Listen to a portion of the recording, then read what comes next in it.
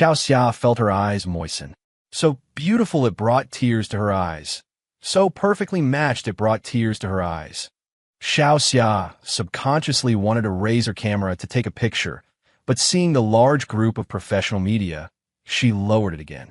With so many cameras, there would definitely be good photos. She should just focus on blessing her good friends. Bye-bye, Man-Man, a match made in heaven. Bye-bye, Man-Man. May you be happy yesterday, today, and tomorrow.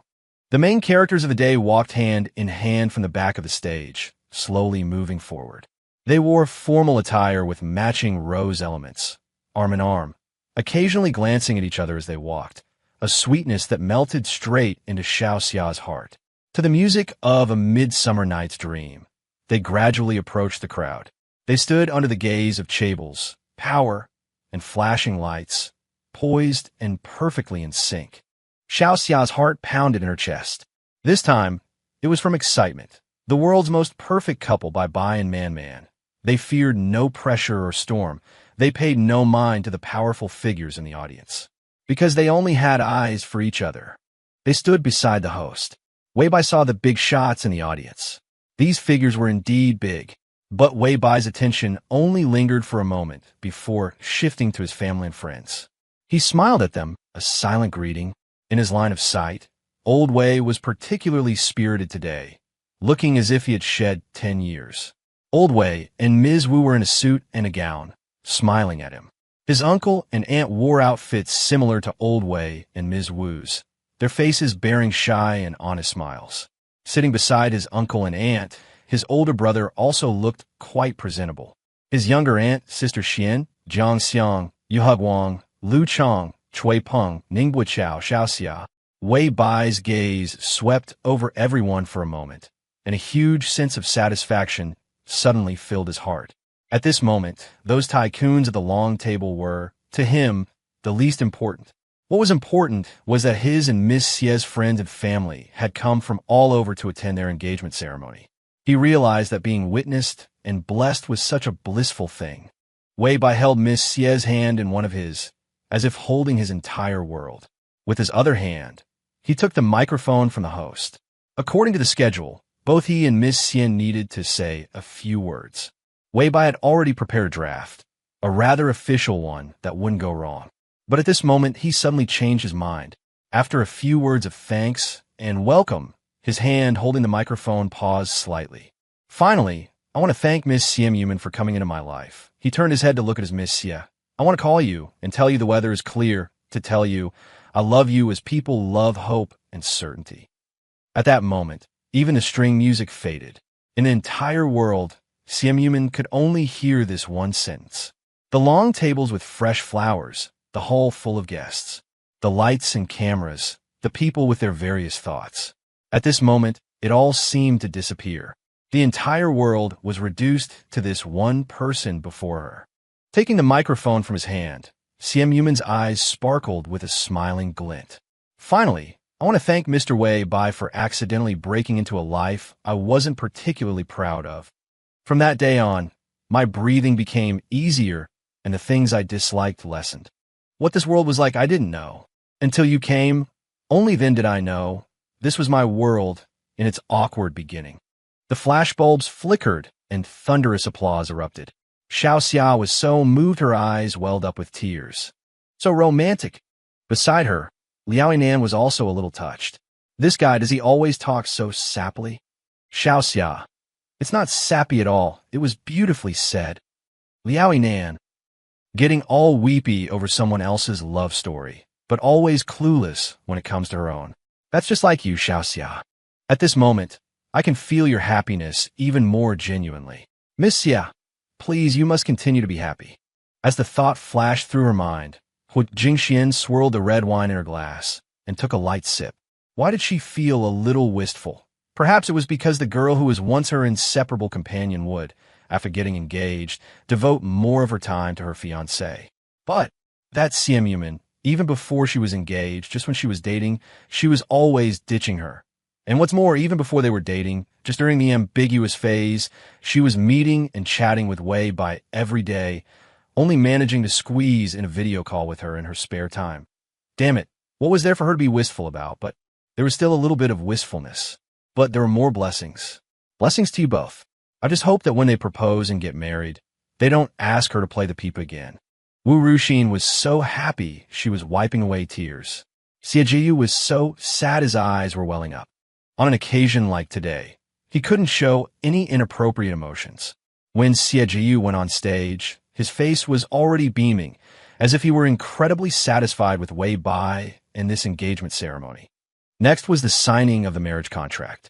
Xie Jiyu personally carried the marriage contract onto the stage, guiding Wei Bai and Xie Yuman to sign their names and press their handprints on the red, gold-embossed contract. Once the contract was signed, their lives were bound together forever. Their little sticky rice dumpling, suddenly grown so big, was about to commit her life to a young man. Seeing the two sign the marriage contract without hesitation, Xie Jiyu suddenly recalled the year he got engaged to Yu Wei. Back then, he too, like the pair before him, had signed his name briskly, perhaps with the same expectant smile on his face. His past self had no idea what marriage truly was, especially a marriage entangled with so many interests and desires, which could utterly transform a person. Did these two children before him know what they would face in the future? Xie Jiyu put away the marriage contract and hugged each of them. He thought Wei Bai was far more mature than he had been at that age, and his character was much more sound. His precious child was also not the stubborn, headstrong Yu Wei. And with Yu Wei and himself paving the way for them, they wouldn't have to face the harshness, difficulties, temptations, and traps. Their future would be smooth sailing.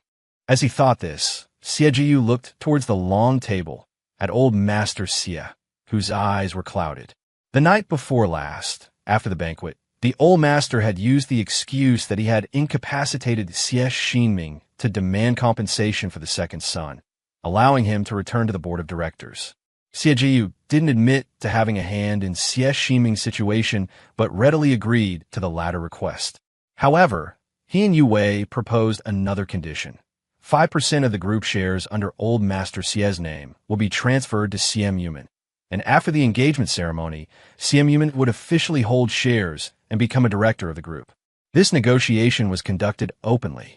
With the engagement imminent, no one wanted any further complications, so it proceeded very smoothly. Putting away the engagement contract, Xie Jiyu patted Wei Bai's shoulder, then took the microphone and offered words of encouragement and blessing. Sigh. He still felt stifled. The moment he stepped off the stage, the smile vanished from Xie Jiyu's face. He turned back to look at the joyful Wei Bai, feeling even more exasperated. He couldn't stand the sight of this kid, yet he had to pave the way for him. Damn it.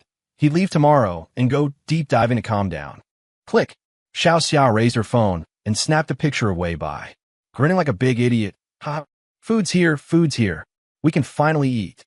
So much good food. This is delicious. Try it. This is good too. Wow, wow, wow. Naniliao, look. Bye-bye, man, change clothes. A green sheepao.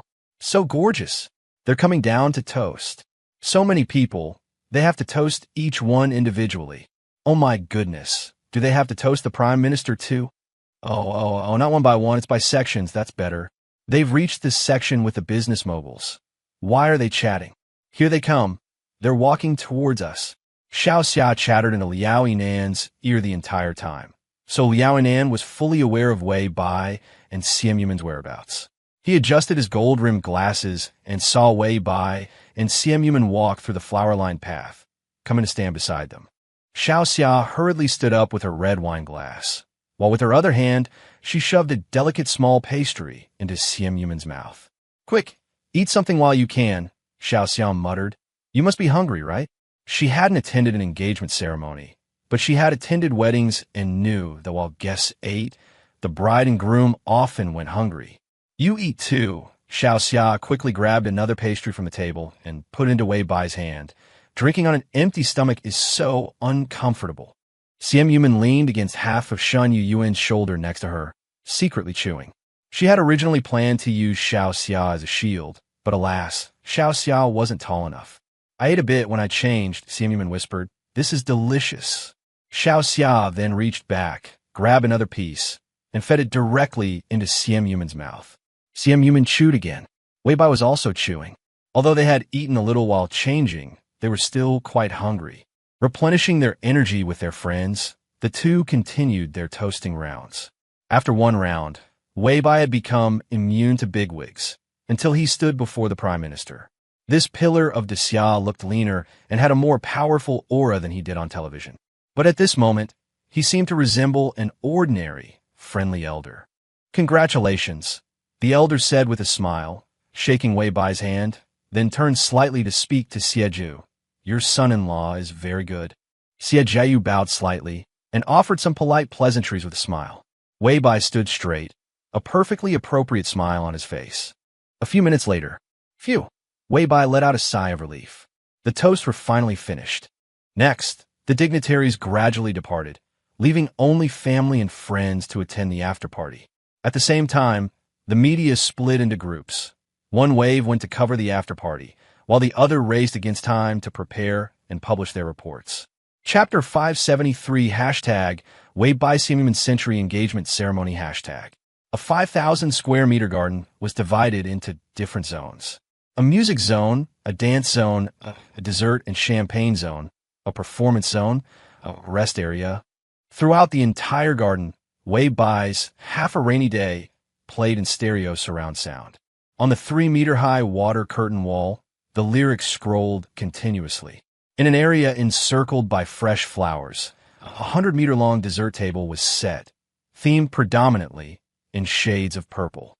The colors progressed from lavender to deep grape purple, arranged with floral art, creating a scene as beautiful as something out of a movie. At the very center of the dessert table stood a 6-tiered main engagement cake in purple. Opposite the main cake was a champagne tower that sparkled like crystal.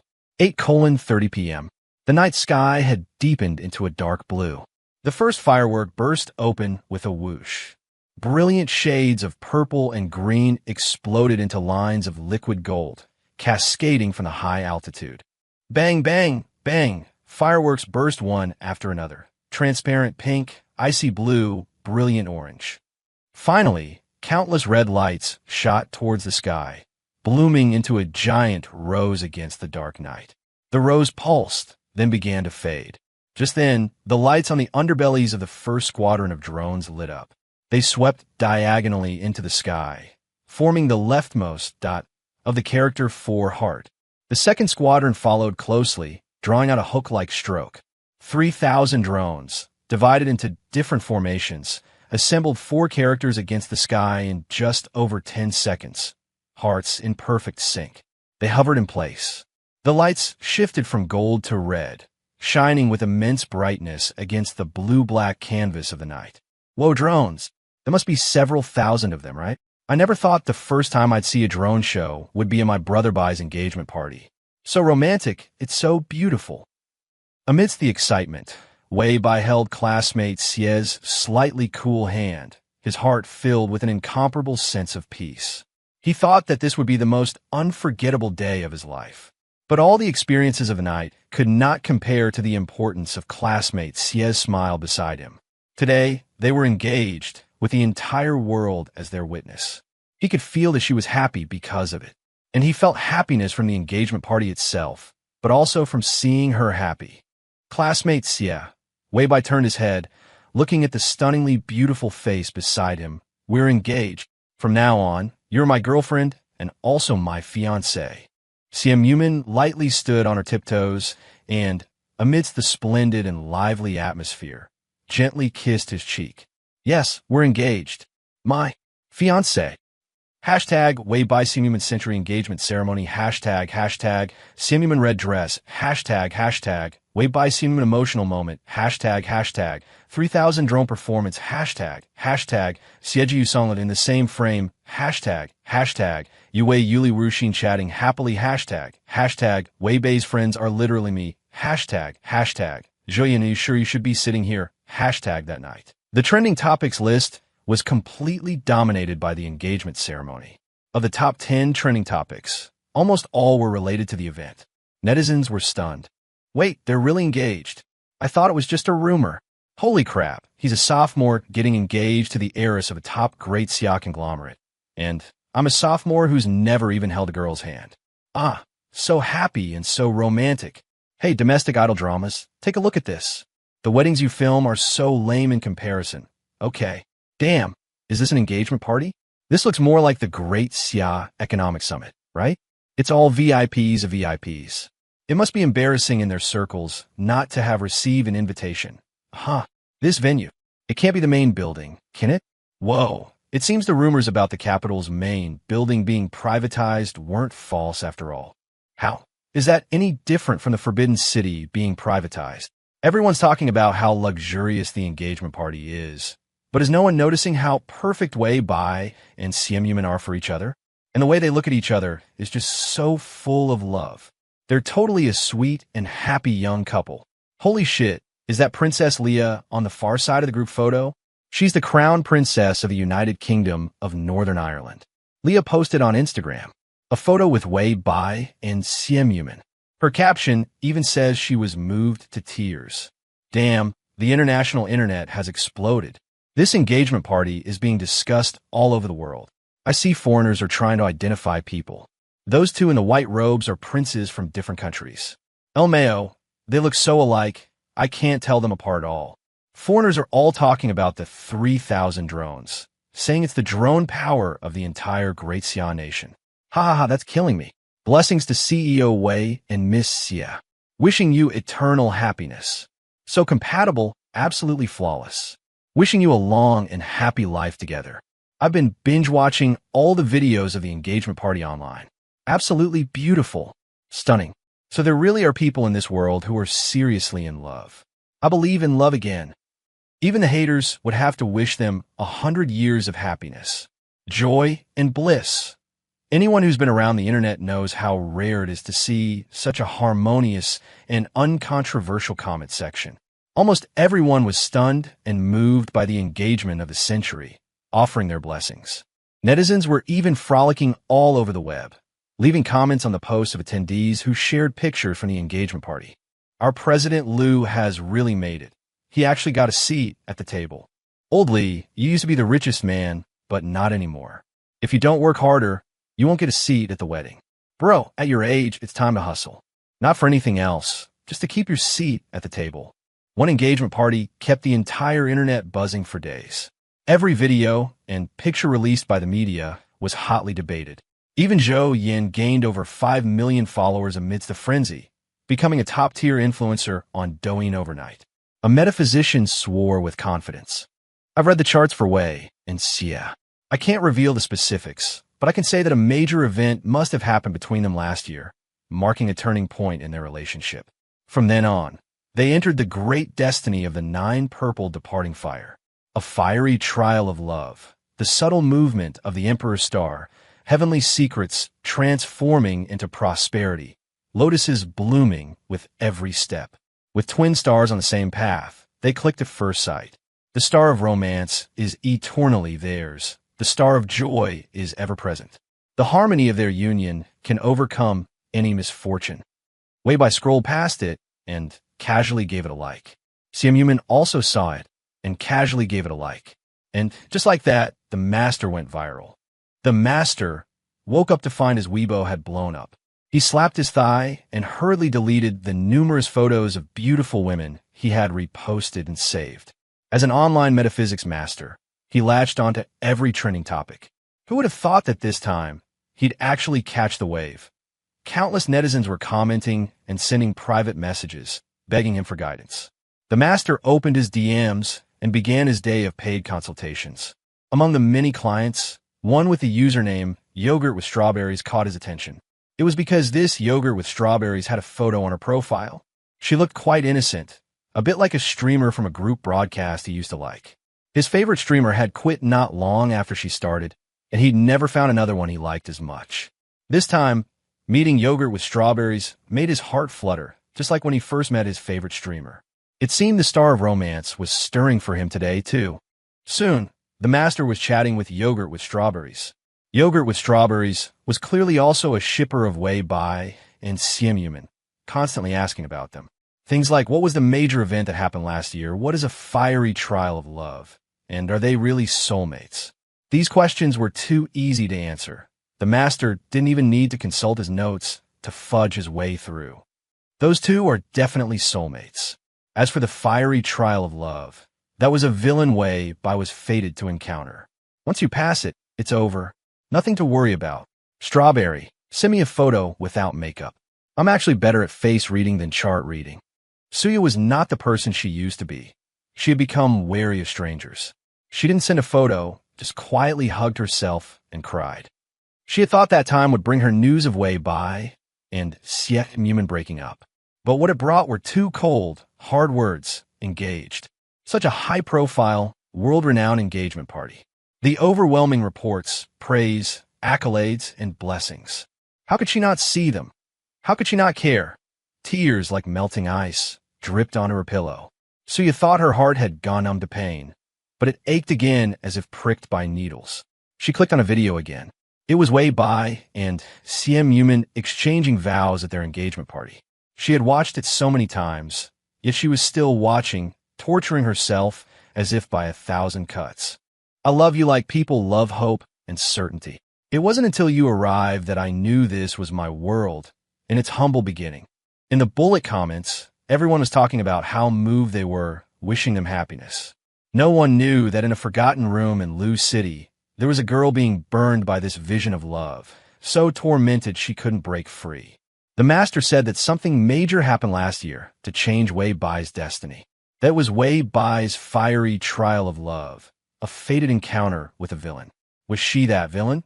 If Wei Bai hadn't gotten together with Simp, would he have been afflicted by the clash of inauspicious stars? No. How could she be a calamity for Wei Bai? She was clearly the one who understood him and loved him the most. But, thinking of those dreams, Suya couldn't help but believe the master's words. In her dreams, Wei Bai had agreed to her request, giving up that insignificant campus recommendation spot, and from then on, everything was different. Wei Bai didn't get into Shanghai University, had no outstanding achievements, and certainly didn't found companies like Makeo Culture or Lingxi Technology. Everything was different, but she and Zhen Hongxian were glorious. They used the songs Wei Bai wrote, playing the part of a golden couple with a clear conscience. Tears fell, drop by drop, and Suya's heart ached with an unbearable pain. Twin stars, aligned as one. Wei Bai and Simp were the twin stars. And she, it turned out, was the story's malignant star, the inauspicious omen, the villain.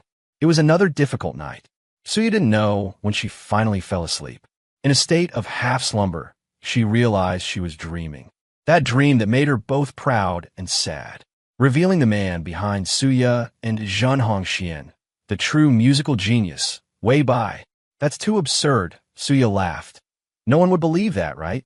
From then on, Wei Bai fell into a deep depression. A depressed Wei Bai could offer no musical or emotional value. Suya gradually grew impatient with him. The pressure I'm under in my current position is immense. Bye-bye. Can't you try to be a little more considerate? It's not that I won't clarify things, but I need to find a right time. So, I was the only one who thought we were inseparable friends. In your eyes, gains and losses are so much more important than me. You're depressed, not paralyzed. Why can't you write any songs? Don't they say a state of depression is the best for creating? Suya watched herself spit out one unbelievable sentence after another, watching Wei Bai's condition worsen. No, don't let it continue. But if it didn't continue, should she clarify the truth? After clarifying, Suya would lose everything and become a pariah, scorned by all. In the beginning, she had only been swayed by Zhen Hongxian, begging Wei Bai to let her take credit for just one song. But now, there was no turning back. Suya heard her in the dream, thinking this. She knew it was wrong, but there was no turning back. She already knew Zhen Hongxian wasn't worth it. That Wei Bai was the one who loved her most.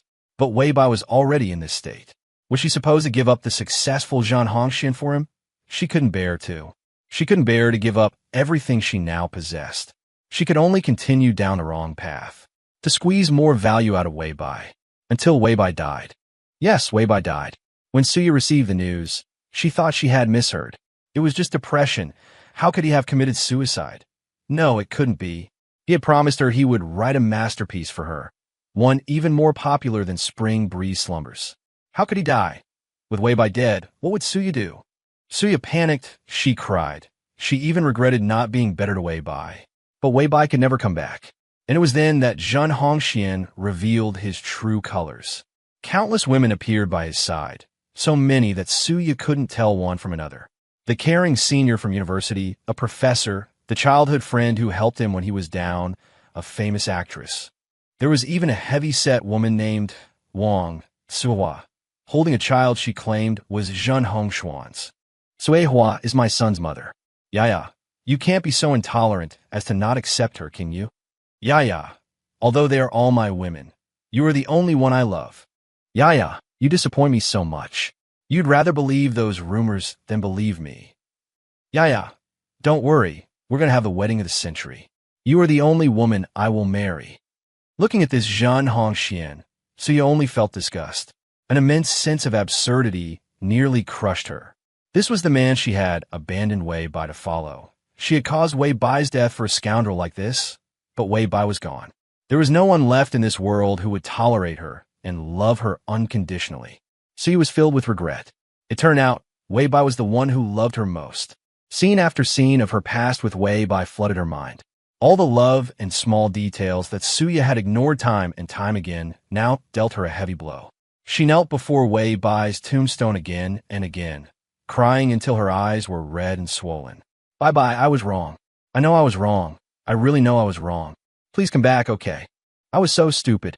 If I could do it all over again, I would definitely be with you and cherish you. Bai Bai, why do people only learn to cherish something after they've lost it? I hate my past self so much. How could a dead person ever come back? Suya's tears were nearly dry, but no miracle occurred. It never did. But this time, as she unsteadily got to her feet, about to leave this place of sorrow, she turned her head and saw a woman in black in her line of sight. She looked very thin, as if a gust of wind could knock her over. It was Simp Yuman. Hadn't she gone abroad after the CF family's internal strife and collapse? What was she doing here? Was she here to see Wei Bai? That's right, they were high school classmates. It was normal for Simp Yuman to want to visit Wei Bai. Suya wiped her tears and slowly walked towards Simp Yuman. Now that Simp Yuman was no longer in the entertainment industry, the friction and conflict between them were gone. Simp Yuman wouldn't bully her anymore. She looked at Simp Yuman as if she were just an old classmate she hadn't seen in a long time. Man, she said, tears streaming down her face again as soon as she spoke. Are you here to see Bai Bai too? Simp Yuman's face was expressionless, her pupils terrifyingly dark. Yes, Simp Yuman's tone was devoid of any warmth. I'm here to see him. Suya's tears fell in streams. In the blink of an eye, we're both 30, but Bai Bai will forever be 29. 29. Simp Yuman's gaze fell on the tombstone, and she suddenly smiled. Yes, he will forever be 29. Suya. Simp Yuman said her name twice. A sense of foreboding suddenly rose in Suya's heart. It was as if, in Simp Yuman's mouth, her own name was like that of an ant. Suya, Simp Yuman called her name a third time. I originally intended to let you live. Because he loved you, I thought he would have wanted you to live. But now I've changed my mind. Suya, Simp Yuman called her name a fourth time, and a chill ran through Suya from head to toe. Go and accompany him. Before she had even finished speaking, Simp Yuman suddenly pulled out a knife and stabbed it swiftly, accurately, and ruthlessly into Suya's soft abdomen. 1 thrust, 2, 3. Suya's eyes widened as she looked down at her body and hands, all covered in blood. Before her consciousness faded completely, she thought she saw Hua Jingxian running over from a distance. Man. Hua Jingshuan's voice was filled with anguish. I'll handle things here. You need to leave the country immediately. I'm begging you, just go quietly, Hua Jingxian said, supporting Simp Yuman.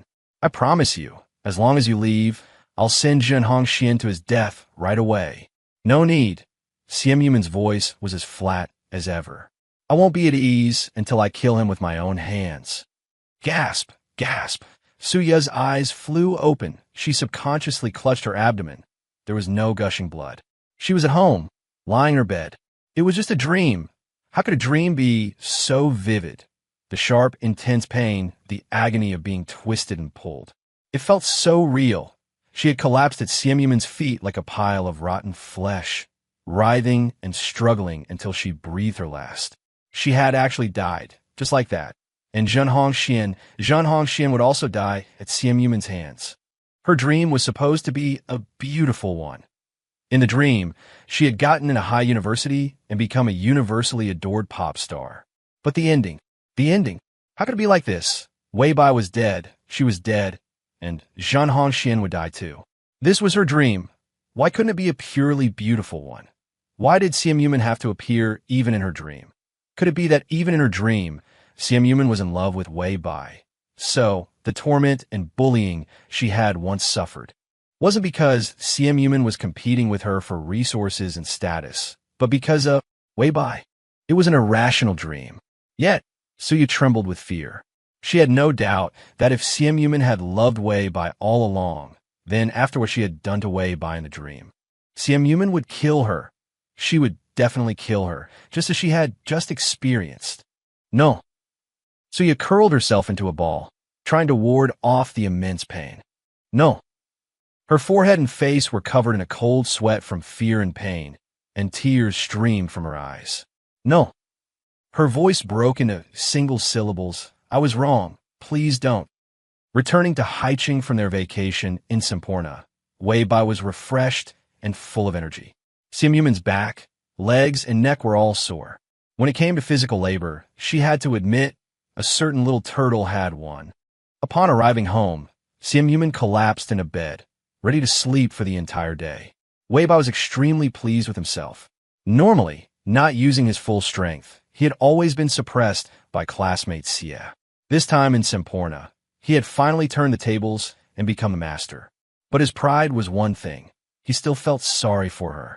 He decided not to torment classmate Xie today and let her get some good rest. Their vacation ended tomorrow, and they still had to go to school. After classmate Xie fell sound asleep, Wei Bai went to the study. He had accumulated a lot of work to deal with over the holiday, and he also needed to communicate with and maintain some newly established contacts. Wei Bai thought it would be difficult to get into a work mindset after the vacation. But surprisingly, he felt great, his mind exceptionally clear. Is this the power of exercise? Awesome. Huh, classmate Xie, you're awake? Wei Bai turned his head to look at classmate Xie, who was standing at the doorway in a simple white slip dress. This was their first day back in Haicheng after their engagement. The relationship between fiancés and boyfriend and girlfriend seems no different, yet it also seems completely different in every way. For example, right now, looking at classmate Xie like this, what Wei Bai thought wasn't my girlfriend is so beautiful, but my wife is so beautiful. That's right, he had a wife. What, fiancés don't count as husband and wife? What do people who don't even have a girlfriend know about being engaged?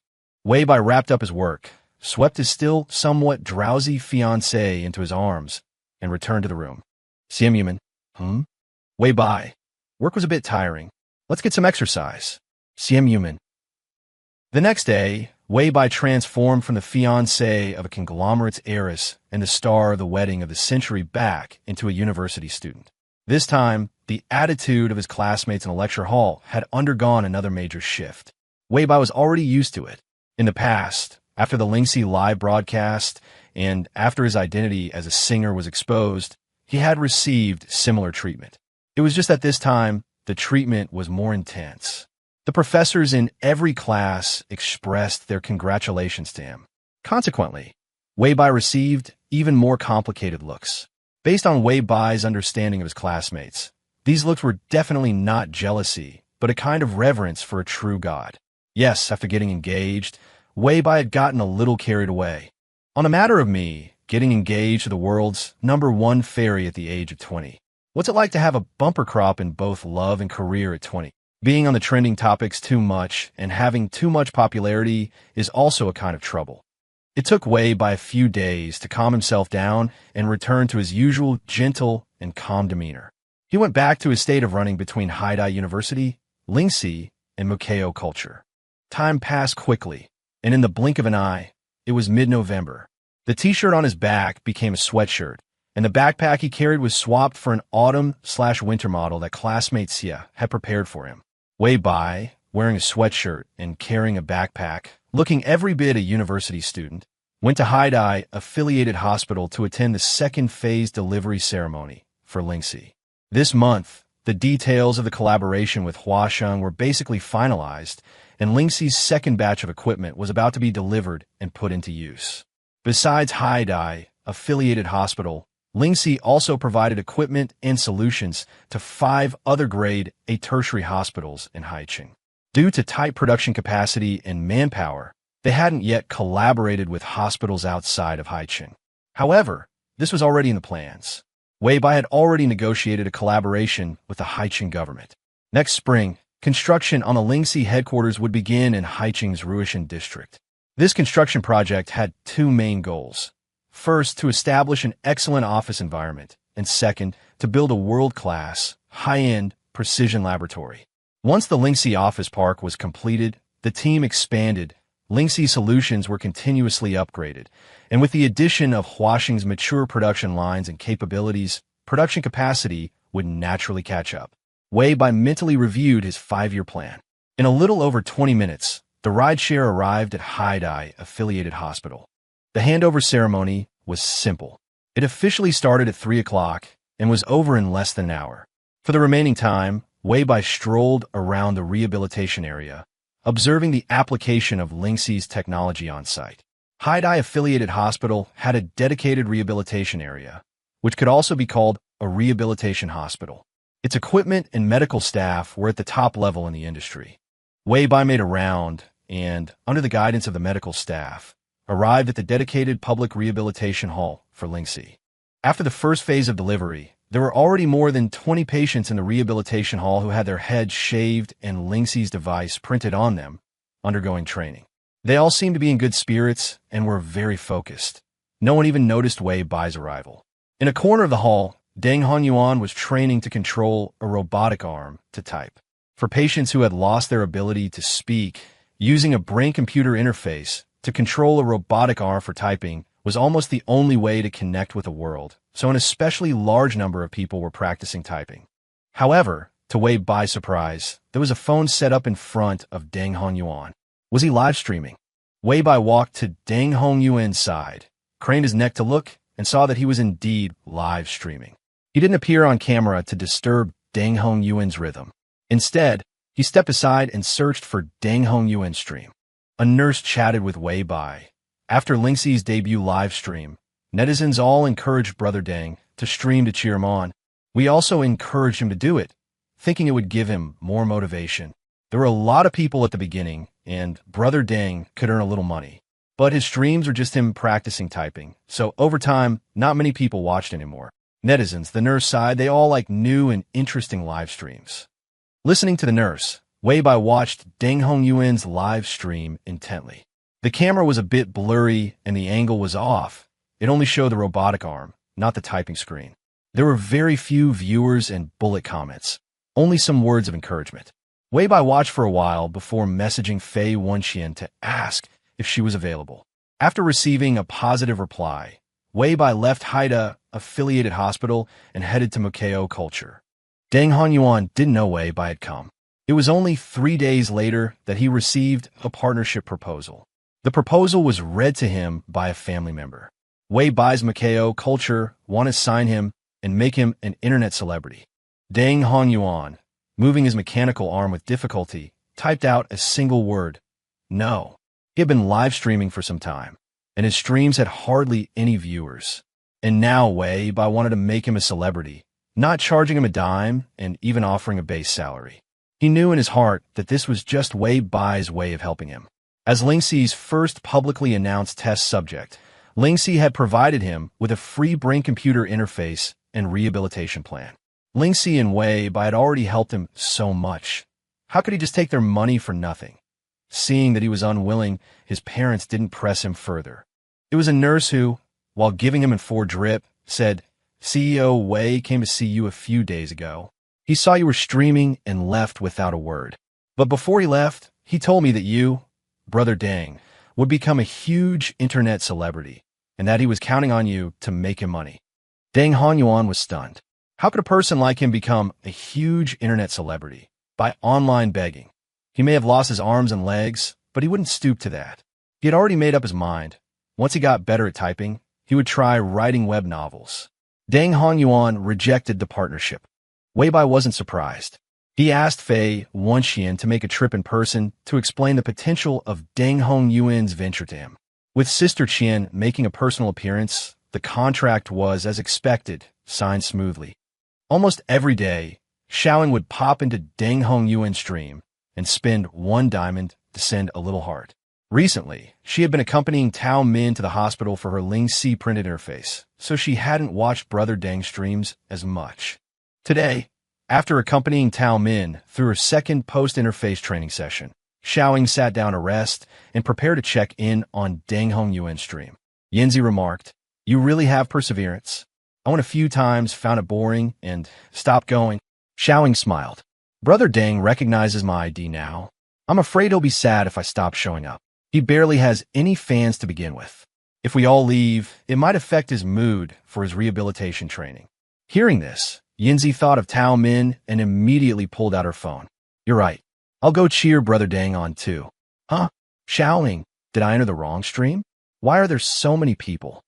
Yanzi exclaimed. Xiaoying was also puzzled. It was the familiar mechanical arm, the familiar background, but besides the arm and the background, everything else was different. The biggest difference was that the stream had 5,000 people online, over 60,000 likes, and the bullet comments were scrolling by in an almost nonstop flood.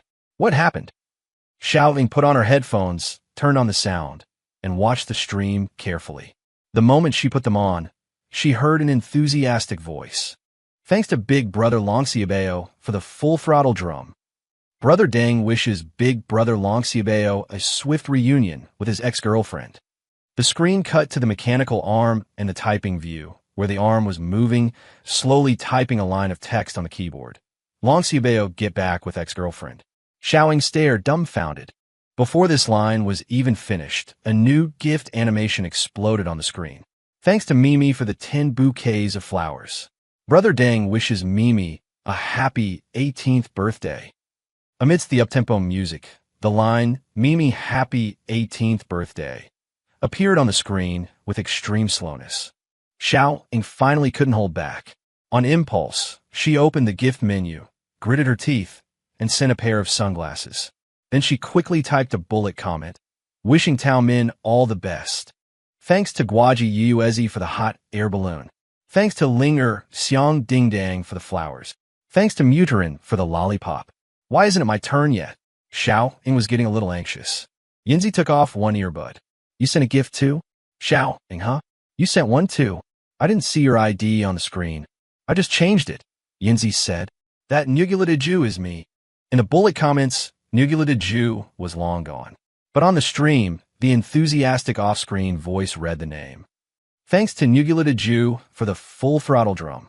Brother Deng wishes Nugulated Jew's bestie a mechanical ascension." Xiaoying. What the hell was mechanical ascension? Only Yanzi could have come up with that. After the ridiculous mechanical ascension, Xiaoying finally got to see Brother Deng hand type her blessing. "Thanks to Xiaoying AI Ing Tao for the sunglasses. Brother Deng wishes Tao Min all the best." Xiaoying hurriedly started screen recording. Watching the line she wanted being spelled out, bit by the mechanical fingers, right down to the final exclamation mark, Xiaoying felt a profound weight in her heart. She couldn't quite describe the feeling. It seemed to be a mix of being touched, along with some admiration and happiness. She hadn't expected that in just a few days of not watching, Brother Deng's live stream room had changed so drastically. The bullet comment area wasn't filled with encouragement or pity for Brother Deng, only an eager and urgent desire for him to type out the sentences they wanted. From the off-screen voice of the stream moderator, she learned that the live stream had just started a short while ago. Not long after Xiaoying's Mei Tao Ming get better and better, the number of viewers in the stream skyrocketed. Xiaoying wanted to spend the money for another pair of sunglasses to get the phrase Chun Mao Hong for a lifetime, but watching the screen fill with scrolling bullet comments, she gave up in resignation. "Tomorrow, I'll be here as soon as the stream starts," Xiaoying said, feeling unwilling to give up. Yanzi was also getting hooked. She had a bit of money to spare and would occasionally spend some in live stream rooms to get a thank you, sis, or in love you from a handsome or beautiful streamer. How could those light and airy thank yous have the same power and emotional value as a line of text that Brother Deng worked so hard to type? Yinzi also wanted the sentence, wishing Yinzi a smooth graduation, but there were too many people in the stream room right now. Is it my turn yet? Is it my turn yet? Can I jump the queue if I had a pair of sunglasses? Everyone, don't be impatient. Don't tire Brother Dang out. Right. Let Brother Dang rest for a bit. Brother Dang is typing more and more smoothly. Awesome. There are many people giving gifts and many spectators as well. Xiao Ying and Yinzi had both become part of the audience. Who came up with this live stream format? Yinzi said, it's a way to train and earn money at the same time, and the netizens enjoy watching it. Xiao Ying had already guessed who it was. Wei Bai is really such a good person. She sighed with emotion. Realization dawned on Yinzi. That's right. Who else could it be but Wei Bai? She then thought of the concert tickets Wei Bai had given them. Next week, she and Xiaoying were going to see the Aurora X Haiqing concert with Tao Min. I need to get into the stream early tomorrow, too, Yinzi said. I'll request a blessing for President Wei first thing. Hearing Yinzi use the word request, Xiaoying suddenly felt that things were about to develop in an unpredictable direction. On the eve of the Aurora X concert, Wei Bai suddenly thought of Deng Hongyuan. After coming up with the plan with Sister Qian, he hadn't interfered in the matter again. He wondered how Brother Deng's live stream was doing. With that thought, Wei Bai searched for Deng Hongyuan's live stream room and clicked on it. The stream had been live for less than half an hour, but there were already quite a few people in the room. From the bullet comments, Wei Bai learned that many people had even been waiting around before the stream had started. In the stream room, the moderator was controlling the pace very well, and Deng Hongyuan was typing earnestly. Wei Bai was a little surprised. Brother Deng's progress was a bit fast. It seemed the supervision effect brought by the netizens was very positive. However, wasn't the style of these bullet comments a bit off? Offering up 100 flowers to request the sentence. Wishing on Ming a rolling tide of wealth. Offering up a pair of sunglasses to request the sentence. May my ex-boyfriend step in dog poop when he goes out. Offering up a Douyin no. 1. To request a rendition of Li Bai's Bring in the Wine. Wei Bai stared dumbfounded. What was with this offering up and requesting? The atmosphere in this stream room was a bit strange. After watching for a while longer, Wei Bai understood. Somehow, the netizens had started hailing Deng Hongyuan as the mechanical true god, and thus the stream room style had become what it was now. The online world always has some unexpected developments. Although this development was a bit bizarre, it wasn't a bad thing overall. On the screen, Deng Hongyuan was painstakingly completing Bring in the Wine. Wei Bai remembered the gift from just now. Someone sent a Douyin no. One just to have him type so many words. Wasn't there a setting in the stream room that linked the value of the gift to the number of characters to be typed? That wouldn't do. It would make the guests who gave larger gifts feel it was unfair. With that in mind, Wei Bai clicked the gift button in the bottom right corner, preparing to investigate the gift values himself. His gaze swept line by line and landed on Douyin no. 1. The number indicated below it, 10001. Wei Bai. He didn't watch live streams, so naturally, he didn't know the value of the gifts. He never expected a Douyin no. Want to be so expensive. Never mind then. Everyone, as you were. Brother Deng, take your time typing. Wei Bai exited the live stream room and went downstairs with classmate Xie for dinner. A new clay pot restaurant had just opened at the bottom of their apartment complex. It tasted wonderful, and the two of them had already eaten there twice in 3 days. After finishing off the signature pork rib pot and the spicy catfish pot, the two walked home holding hands. On the way, Wei Bai told classmate Xie about Deng Hongyuan's live stream room. Xie Yumin found it interesting and also clicked into the stream to watch after getting home. She planned to send a Douyin no. One to have Deng Hongyuan type out a blessing for her and Little Turtle. Unexpectedly, as soon as she entered the stream room, she heard the moderator shouting, "Thanks to Xiao Ying loves cherries for the hot air balloon. Brother Deng wishes Wei Bai and Xie Yumin to be together forever." Xie Yumin froze. Immediately, she heard the stream moderator say, casually, "Is the Jew a fan of our CEO Wei and the boss's wife? They've been here for several days in a row to send their blessings." Soon, Xie Yumin saw a scrolling comment from Xiao Ying loves cherries reply, "Yes, yes." Then, another person named Neohu Ju also followed up by gifting a hot air balloon. Neohu Ju, following suit, wishing Wei Bai and Simp forever.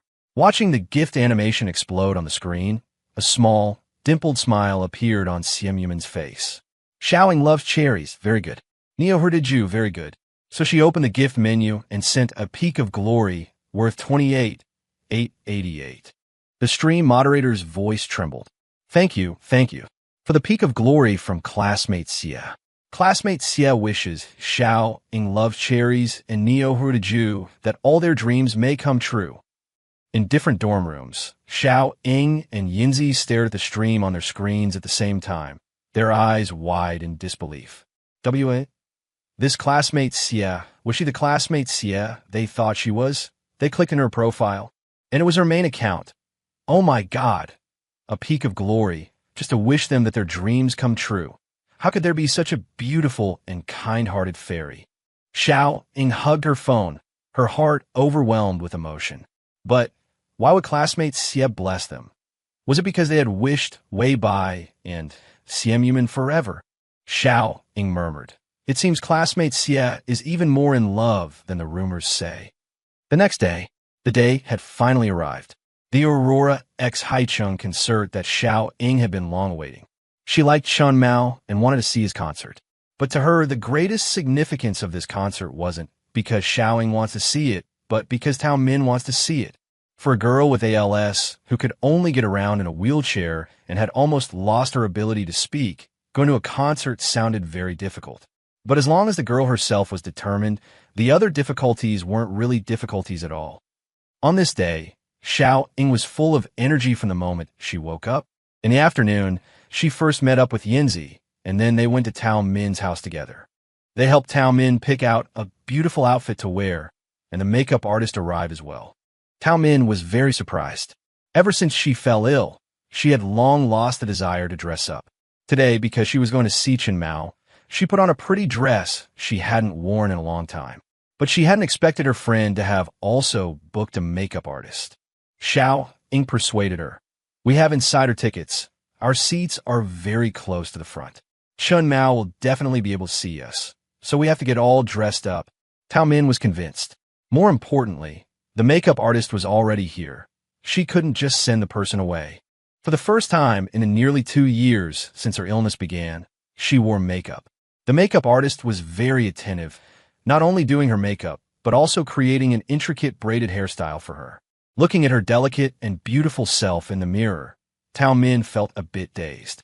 It felt like she was in a dream. A little after 4 o'clock, Tao Min's father carried her into the car and drove them to the concert venue.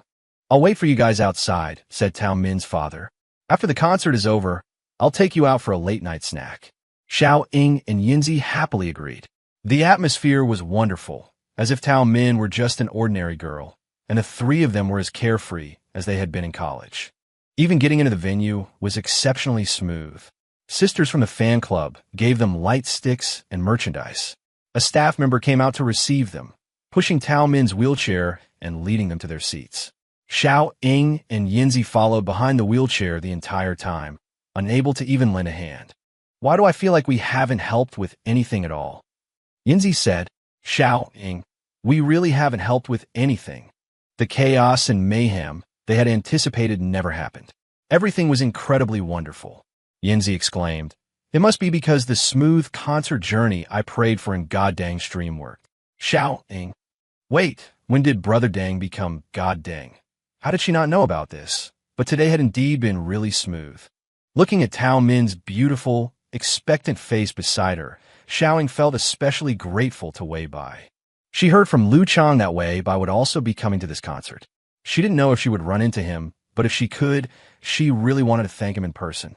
Fans gradually entered the venue, and the seats were almost completely full. Xiaoying took out her phone to check the time and happened to see a message from Lu Chang saying he had arrived and asking if they were inside and if they needed any help. Xiaoying quickly replied to Lu Chang. Besides Wei Bai, the person she wanted to thank the most was Lu Chang. Lu Chang had helped a lot for Tao Min to be able to receive the Lingxi therapy so smoothly. Xiaoying remembered that she still owed Lu Chang a meal. After the concert, she had to find a chance to treat him to a big dinner. While chatting with Lu Chang, Xiaoying saw several people walking toward her. At the very front was a tall, thin man. This must be the person whose seat was next to hers. This section was likely for internal tickets, so the person was probably a family member or friend of someone in Aurora X. Xiaoying glanced over, then turned back and silenced her phone. The concert was about to start, and she hoped not to be disturbed. Just then, the tall, thin man sat down beside her. "Hi," the tall, thin man said. "You all got here pretty early." Was he talking to her? This guy was awfully forward. Xiaoying smiled but didn't reply. Lu Chong looked at Xiaoying, then at her seat and the girl in the wheelchair beside her, and thought to himself, that's right, this should be Xiaoying. But could it also be Xiaoying's friend, Yinzi? Whether it was Xiaoying or Yinzi, it seemed she didn't recognize him. Lu Chong was the type of person who liked to take credit for his good deeds. Seeing that the girl was ignoring him, he introduced himself directly. "I'm Lu Chong." Xiaoying froze. With a stiff crack, her head snapped back around. Lu Chong.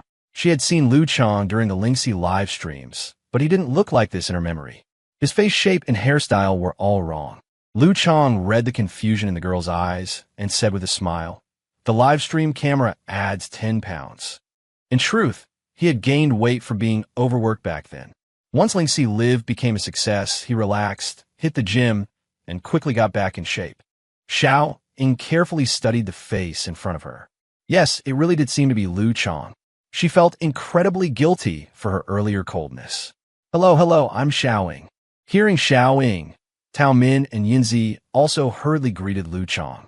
They never expected Lu Chong to be at the concert, with his seat right next to theirs. The three girls were all very excited, repeatedly expressing their gratitude to Lu Chong. Just then, a head suddenly popped up from beside Lu Chong. "Hello, I'm Wei Bai." The three girls were stunned. Who would have thought that Wei Bai was sitting right next to Lu Chong? They were so excited that for a moment, they were at a loss for words. Xiaoying was the first to react, saying thank you several times. She had just been thinking that if she ever met Wei Bai, she had to sincerely express her gratitude. But now that she had really met him, she couldn't seem to say anything besides thank you.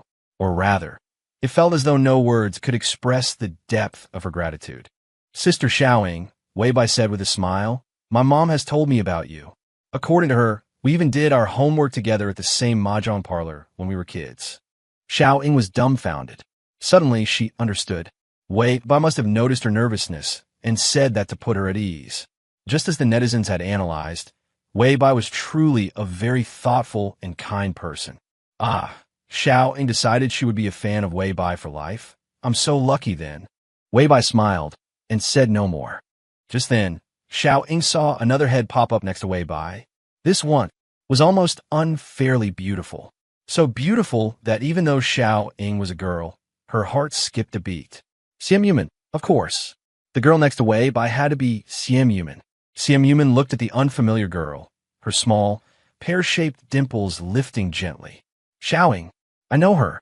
The one who wished me and Little Turtle to be together forever. Xiaoying is a good person." Her dimples deepened, and Xiam Yuman even gave Xiaoying a slight nod. Xiaoying was captivated.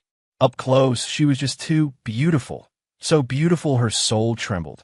What kind of person could possibly be worthy of such a beautiful and kind fairy? Xiaoying's gaze shifted back to Wei Bai. "Oh, it's Wei Bai? Never mind then." She was going to be a CP fan of these two for life. 7 o'clock. The concert officially began. Amidst spectacular stage effects, Aurora X made their grand entrance. "Hello everyone, we are Aurora X. Welcome to our promised engagement. I'm Rong Xiao. I'm Chen Mao." Throughout the 3-hour concert, the 7 members sang live while dancing and also had solo performances. It was full of sincerity. Chen Mao's solo performance was the last song he sang on the night of his debut, which was also his boss Wei Bai's signature song, a song with no name. After finishing the song, Chen Mao once again thanked his boss, Wei Bai, on stage. Usually, it was considered good enough for an artist to give their boss a quick mention when receiving an award. But Chen Mao was different. He treated Wei Bai like a big brother, constantly bringing him up and thanking him every other day. Wei Bai was so often sent forwarded videos of Chen Mao's thank yous by Shui Yunxin that he had become somewhat immune to it.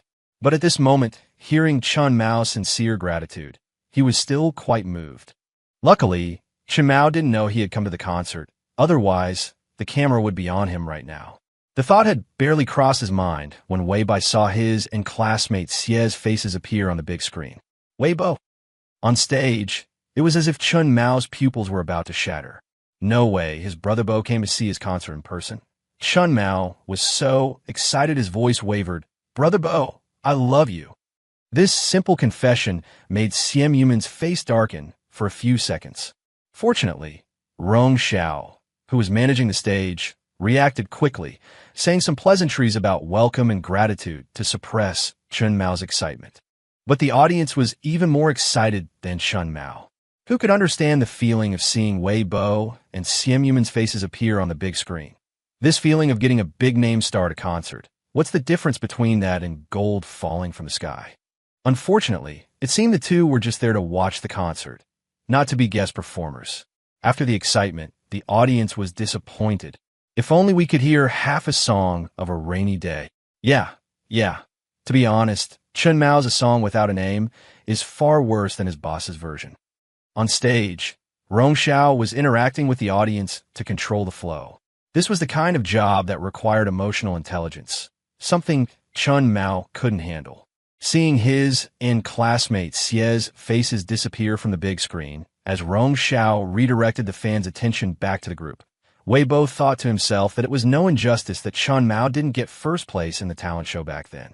After controlling the stage, Rong Xiao and Chen Mao performed a song and dance duet. Following that was the group performance. Finally, the 7 boys changed into their supernova training camp uniforms and performed the theme song from that time, sparking a venue-wide sing-along. Hey, approaching you in the next second, the dream is ready. Show you my heart will never give up. As they sang, Xiaoying noticed that Tao Min was crying. Xiaoying wasn't worried, nor did she offer any comfort. She knew these were not tears of sadness, but of happiness. Under the dazzling lights and cheerful music, Xiaoying and her friends gently waved their glow sticks. She suddenly recalled that when she first started following Chen Mao, she didn't know about Wei Bo, let alone Lingxi. But fate was like a thread connecting everything. And so, it led to today, to this concert that would be unforgettable for the rest of her life. Chen Mao was a bit more mature than when he first debuted. His singing and dancing skills had improved exceptionally fast, and he was as relaxed as a superstar on stage. Only when he spoke did he still have the same cringy and silly air as before. Xiaoying thought to herself, she would be Chen Mao's fan for life. Wei Bo's strict selection, he'll definitely never have a scandal. When the concert ended, it was already past 11 o'clock. Wei Bo and Xian Yuman left the venue with Xiaoying and the others, preparing to go home in Lu Chang's car. Tao Min's father had been waiting at the exit, and he breathed a sigh of relief when he saw Xiaoying and Yinzi pushing Tao Min out. After seeing them say goodbye to a few people, Tao Min's father walked over, patted Tao Min's head, and asked, "Were those people just now your friends?" He didn't get a clear look at their faces, but why did they seem a little familiar? Xiaoying. It was Wei Bo, Xian Yuman, and Lu Chang, Tao Min's father. He quickly turned around, wanting to thank the young people in person. But when he looked back, their figures had already vanished into the darkness. He silently turned back and pushed Tao Min's wheelchair. Min, did you thank them properly in person? Tao Min made a muffled sound. Yes. From that yes, Tao Min's father could hear his daughter's joy. Perhaps it was joy from seeing Wei Bo, or perhaps it was joy from the concert. But in the end, they were actually the same thing. They were both sources of spiritual support for Tao Min. He swallowed back the urge to cry and said with a choke in his voice, "Good, that's good. When this Watsit called X holds another concert, we'll come again." It was almost 12 o'clock when Wei Bo and Xian Yuman got home. Actually, this concert had been quite surprising for Wei Bo. First, he was surprised that Aurora X's singing, dancing, and stage presence had all clearly improved. At the very least, it was listenable now. Second, he was surprised at how good the stage design and effects were. Third, he was surprised by the fans' cooperativeness and high quality. To be honest, watching it made him a little envious. A singer who doesn't want to hold a concert isn't a good singer. To be a good singer, Wei Bo decided to hold a concert. This was not a simple matter. First of all, Aurora X are song and dance idols, not professional singers. Some voice cracks and going off-key were within the fans' range of tolerance. And he, although a marginal figure in the entertainment industry, was a professional singer. He could not accept any flaws in his own live performances. If he were to hold a concert, he would have to train in advance. And then there was the matter of his works. Aurora X only had a few singles.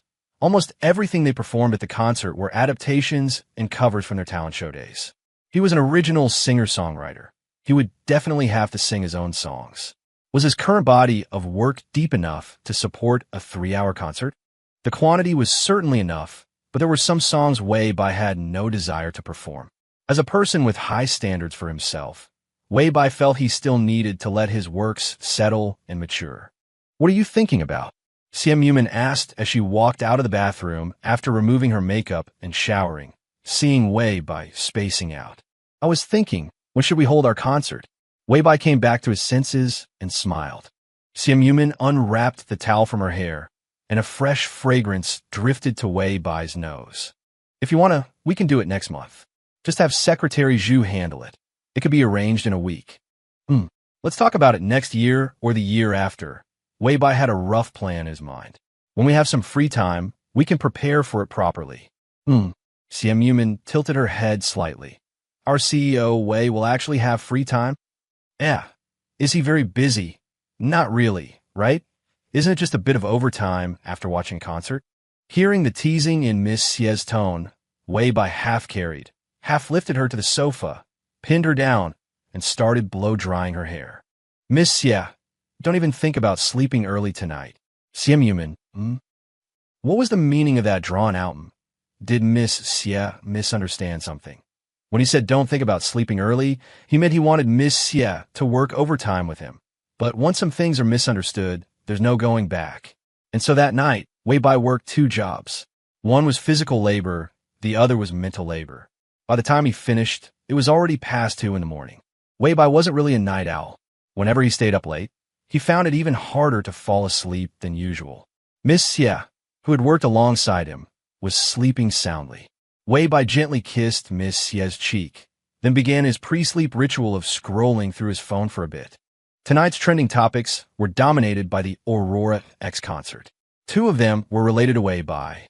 One was hashtag Weibai, and Simp spotted at Aurora X concert. Hashtag the other was hashtag Chun Mao's heartfelt confession away by hashtag Weibai.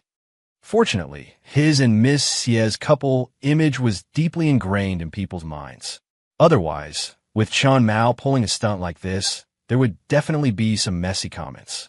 Unlike now, where the comment section was quite harmonious, with everyone praising Chun Mao for having a grateful heart. After scrolling through the comments for a while, sleepiness gradually set in. He locked the screen, tossed the phone aside, and pulled Miss Xie into his arms. He slowly fell asleep, smelling the crisp, woody scent on her. The trending topics about the Aurora X concert were everywhere. Suya watched the dazzling Chun Mao in the video, listening to the neat and excited cheers of the fans, and her eyes gradually dimmed. A year and a half ago, Chun Mao was just one of Zheng Hongshuan's unremarkable underlings. A year and a half later, under Weibai's packaging, Chun Mao had actually become such a dazzling superstar. Suya couldn't help but wonder if she hadn't made that unreasonable request to Weibai to give up a spot back then, would she also be standing on such a magnificent stage right now? Even if she and Weibai were just ordinary classmates, ordinary friends, she was so good-looking and sang so well. Weibai would have been willing to package her, right? In her dreams, she had experienced real fame, real frenzy, and also real pain. She had even died. For a long, long time, she didn't dare to sleep, afraid that as soon as she closed her eyes, she would see Simp's cold face holding a knife. The late night was the hardest time. It was also when she felt the most regret and the most fear. She regretted ignoring Weibai's efforts, regretted deceiving herself time and again under the guise of being good friends. She wanted to go to Weibai's side, to tell him that Suya was wrong, that Suya truly knew she was wrong. As long as he was willing to forgive her, she would do anything. But her abdomen hurt so much, it was as if a knife was cruelly churning inside. All her internal organs were being shredded, spilling out from the wound like rotten meat. Her forehead and back were covered in cold sweat, and even her teeth were chattering in fear. No, don't. Suya gasped for breath in big gulps. She didn't dare. She would never dare to get close to Wei Bai again, because she knew that CM Yuman was a lunatic, that CM Yuman would kill her. Getting into high university, becoming a star, all had become unattainable dreams. Suya clutched her stomach, her body trembling. I want to go to school. Yes, I want to go to school far away from them.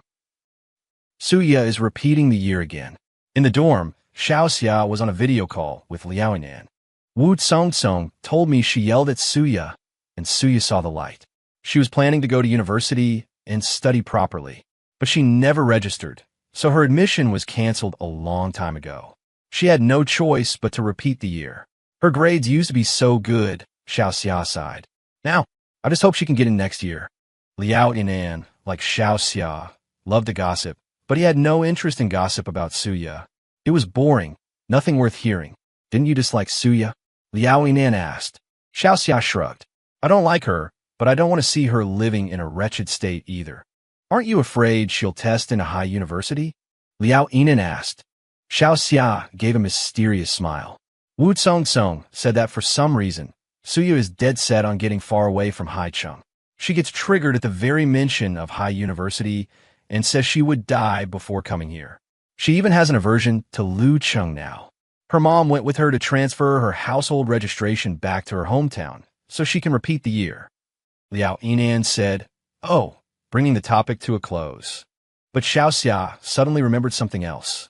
Right, Wu Tsong told me that Suya gets triggered by Zhan Hongxian too. She said it just occurred to her to ask Suya if Zhan Hongxian was getting out of prison soon. Suya immediately flew into a rage, saying she had nothing to do with him. She even begged Wu Tsong not to tell Zhan Hongxian that she had transferred schools and moved back to her hometown. Liao Yinan had almost forgotten about Zhan Hongxian. Hearing Xiaoxia bring him up, he recalled that many girls in their high school class used to have a crush on Zhan Hongxian, calling him his school bully heartthrob.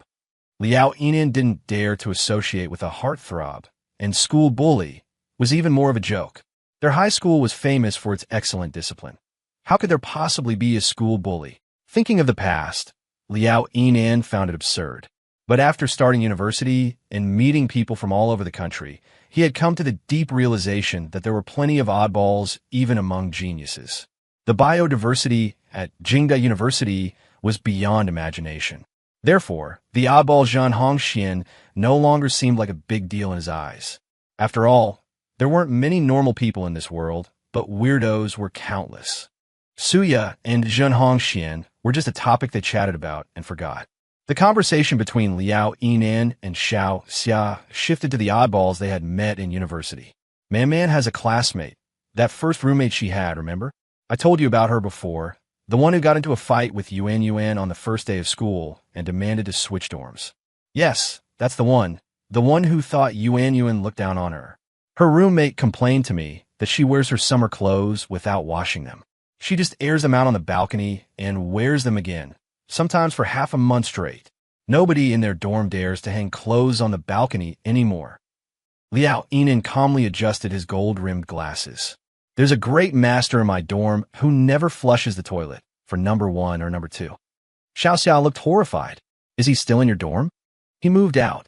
His mom came to the capital to live with him, specifically to take care of his washing and toilet needs.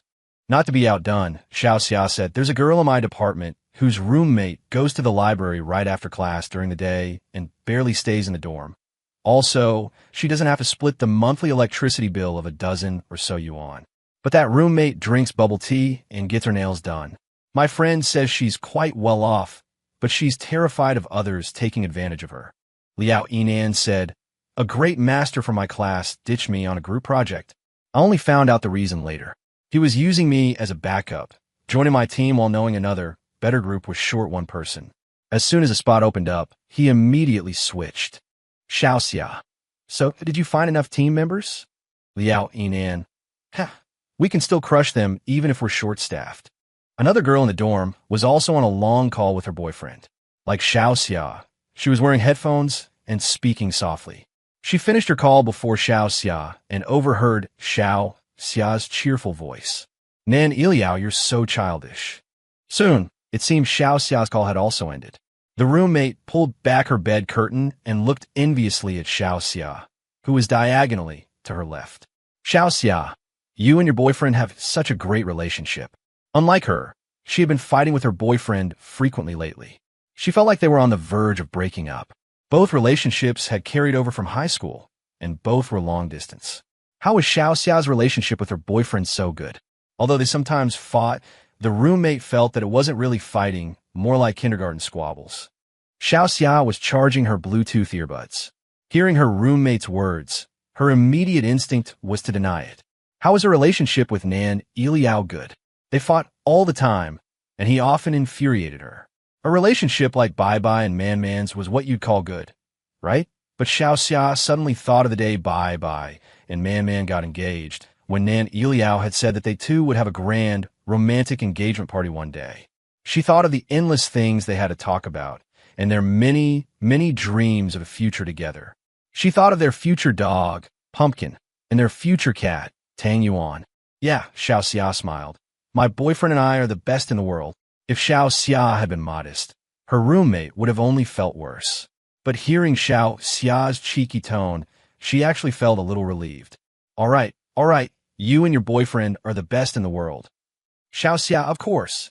Even though Nan Iliao's rapping was still terrible, what did it matter? When you really like someone, you won't care if they can rap or not. Autumn was Xiao Xia's favorite season, but autumn always passed by especially quickly. In the blink of an eye, the weather already had a hint of early winter. On this day, Xiao Xia had planned for dinner with Simp and Zhua Yishuan. Zhua, you changed your hairstyle, Xiao Xia said in surprise. What did you get done? Zhua Yishuan was a little embarrassed. The day before yesterday. Her short hair had grown to shoulder length, and she used to just tie it up casually.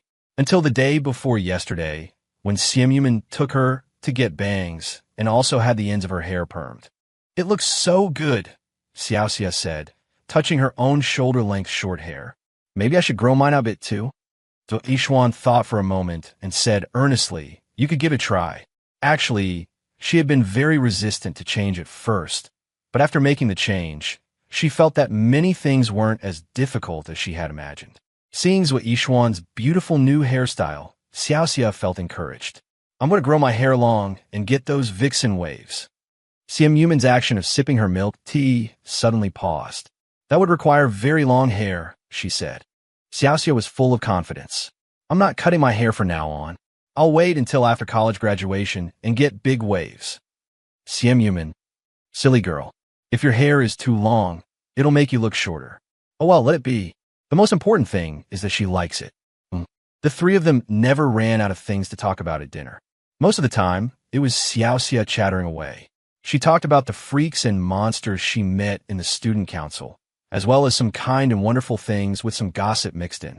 Finally, she slapped her forehead and brought up a piece of big news. Do you guys know about Zhen Hongxian getting out of prison? When it came to this kind of gossip, Xiao Xia's eyes lit up. Of course, Simp and Zhua Yishuan didn't know. Xiao Xia continued with great satisfaction. He was supposed to be released much earlier, but he caused some trouble before he got out, so it was delayed until today.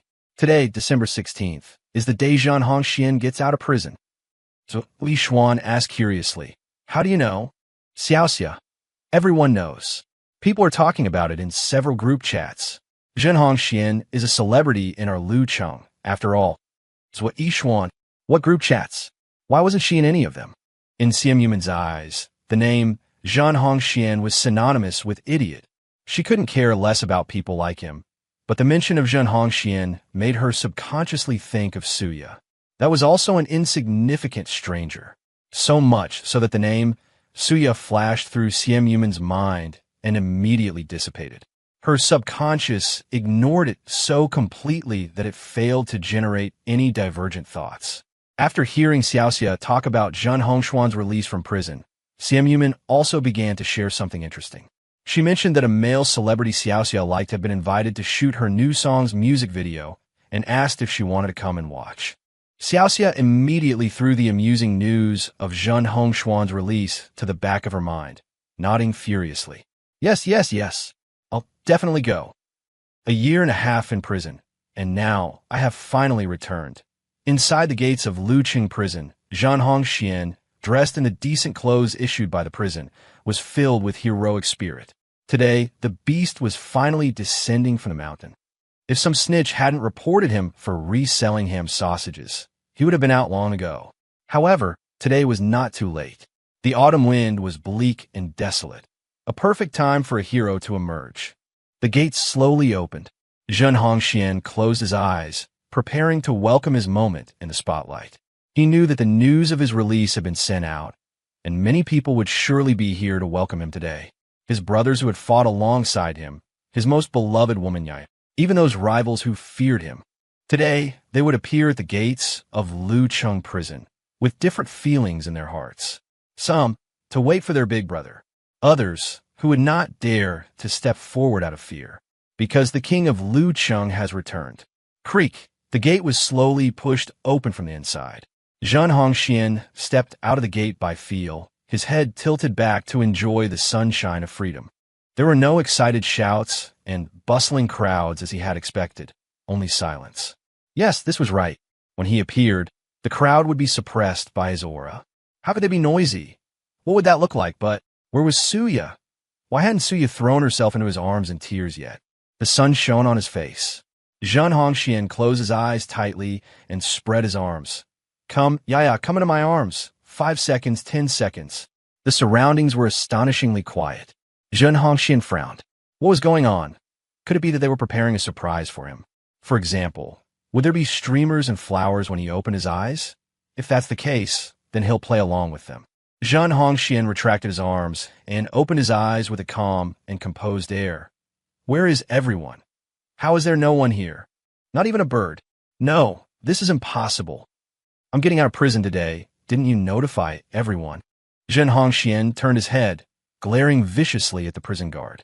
At the prison gate, the guard lit a cigarette for himself, his eyes filled with pity as he looked at Zhan Hongxian. He was about to be released, yet his family hadn't even sent a change of clothes. He was leaving in clothes donated by Good Samaritans, and he still thought someone would come to pick him up, and the way he walked out of the prison gate like he was walking onto an award stage.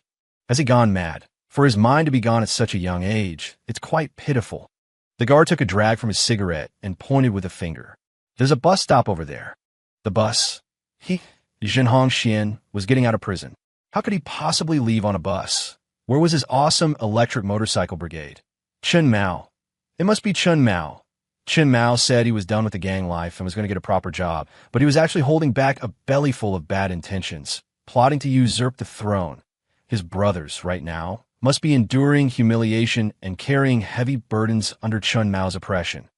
Now he was back. He was going to take back everything that belonged to him. In his dreams, the melodies and lyrics of those songs were still vivid. As long as he could replicate those songs, he wouldn't have to worry about making big money. When that time comes, his empire will extend far beyond just Luqing. And as for Chen Mao, Wei Bo, all those who had once bullied him, he would make them pay back 1,000, 100 times over. Clutching the 100 yuan he had painstakingly saved from working in prison, Zhan Hongxian got on the bus. On the bus, his heart was filled not only with his grand ambitions, but also with the woman he deeply loved, Suya. Why didn't Suya come and pick him up? The clever Zhan Hongxian had already figured it out. Suya must be under the control of that old hag, Sun Winley. Don't worry, your Xian is here. I'm coming to save you now.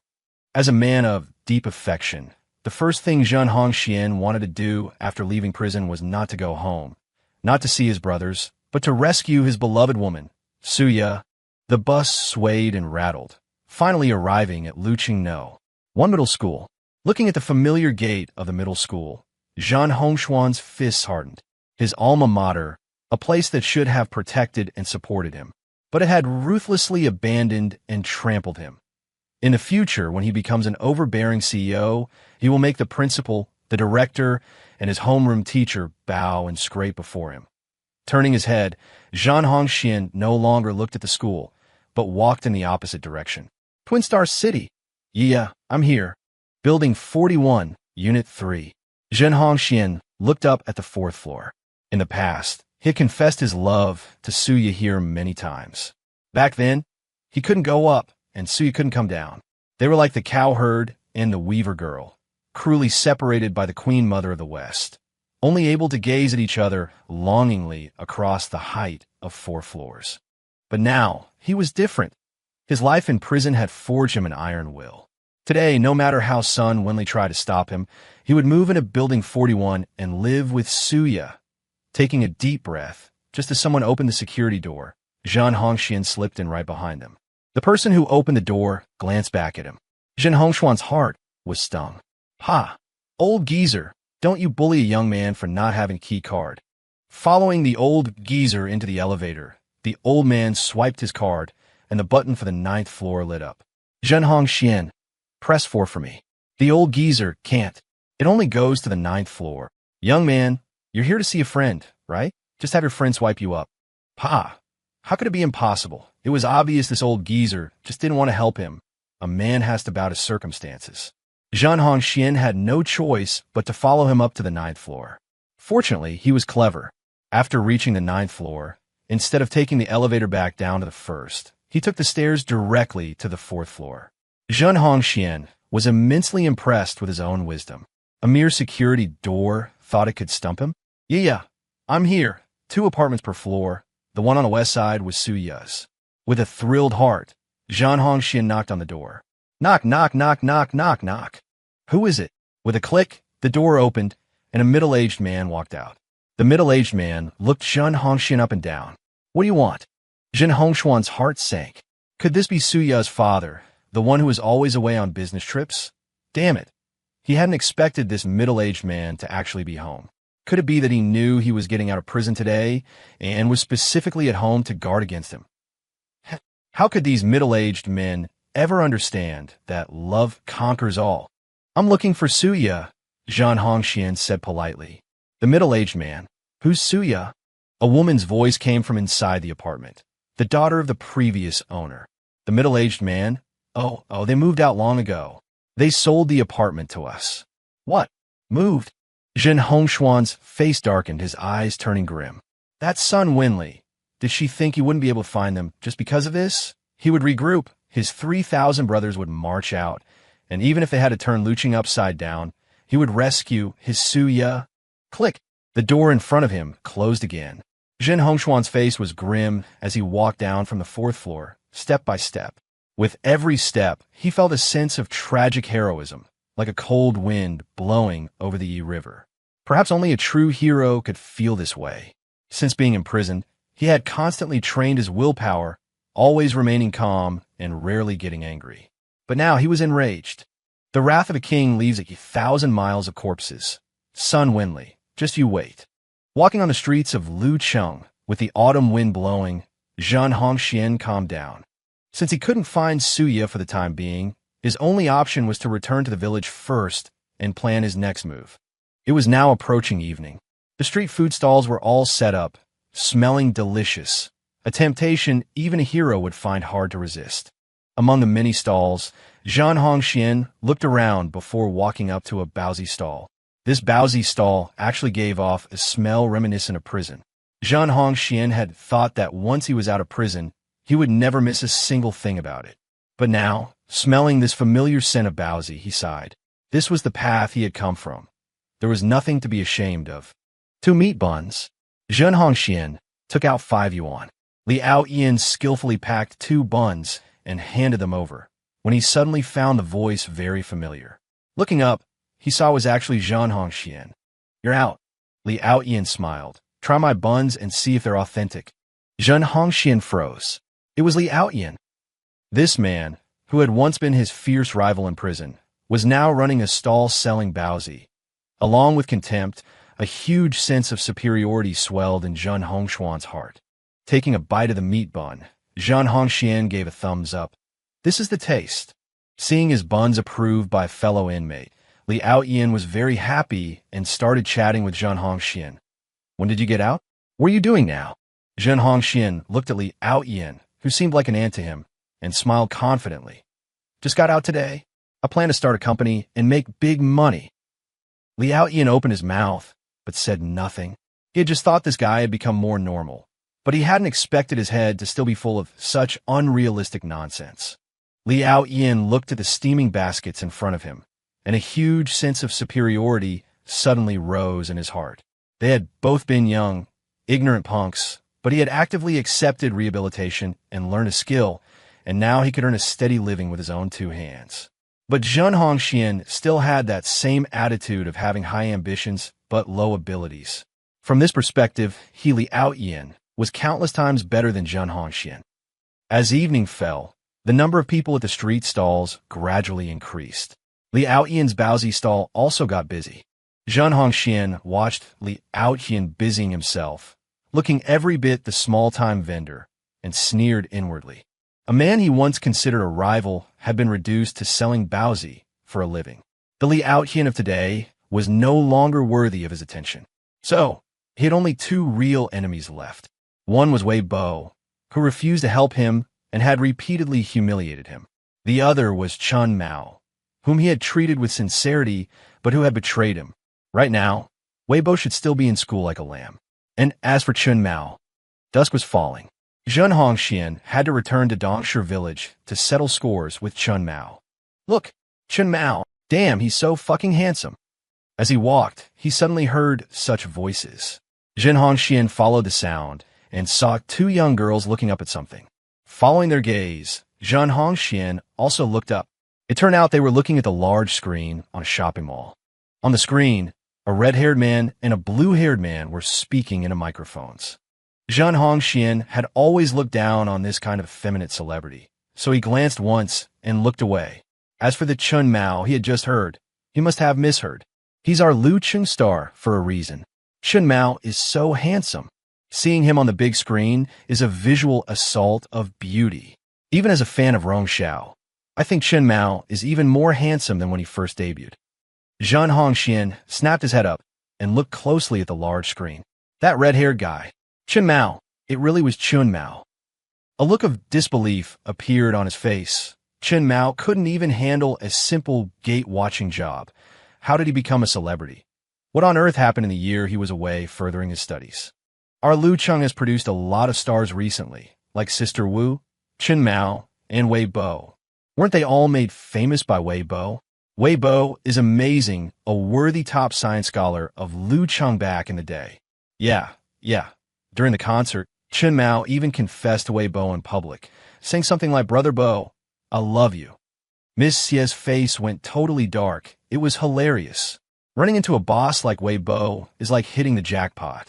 I wish I could work at Lingxi or Makeo Culture in the future. Who wouldn't want to? I heard both companies offer great benefits and are super employee-friendly. Have you heard Wei Bo's new song? It's amazing. I've had it on repeat for 2 days. The two girls behind him chattered on, one sentence after another. Zhen Hongxian's expression grew darker and darker as he listened. Until, from the two girls' conversation, he pieced together the information that Wei Bo had become a big boss by writing songs. In that instant, Zhen Hongxian looked as if he'd been struck by lightning. His eyes rolled back, and he fell backward. The afternoon sun in winter is exceptionally comfortable, especially when it passes through the crisp, cold air to land on one's body, creating a feeling of extreme happiness. After finishing the last exam of the semester, Wei Bo, with his backpack on, walked towards the east gate of Hai University.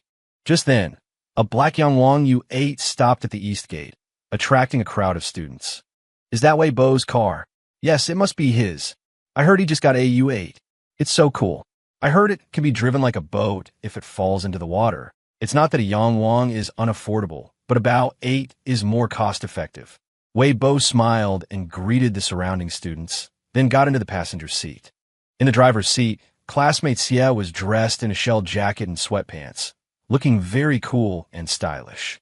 A month after getting the new car, this was already his and classmate Xie's second time going camping. Although it was winter, sleeping in the car with the heat on wasn't cold at all. Tonight, they were going camping on Mingchong Island. Classmate Xie had finished her exams first and prepared the camping canopy, quilts, table and chairs, a cassette stove, food, and other things, then drove to the university to pick him up. Please fasten your seatbelt. We're ready to go. Xiam Yumin turned her head and smiled faintly. Yeah, Hadn't he fastened his seatbelt yet? Embarrassing. He was too busy looking at classmate Xie, who was a perfect blend of cool and beautiful. The last camping trip was with a group of people. Today was different. It was a date for just the two of them.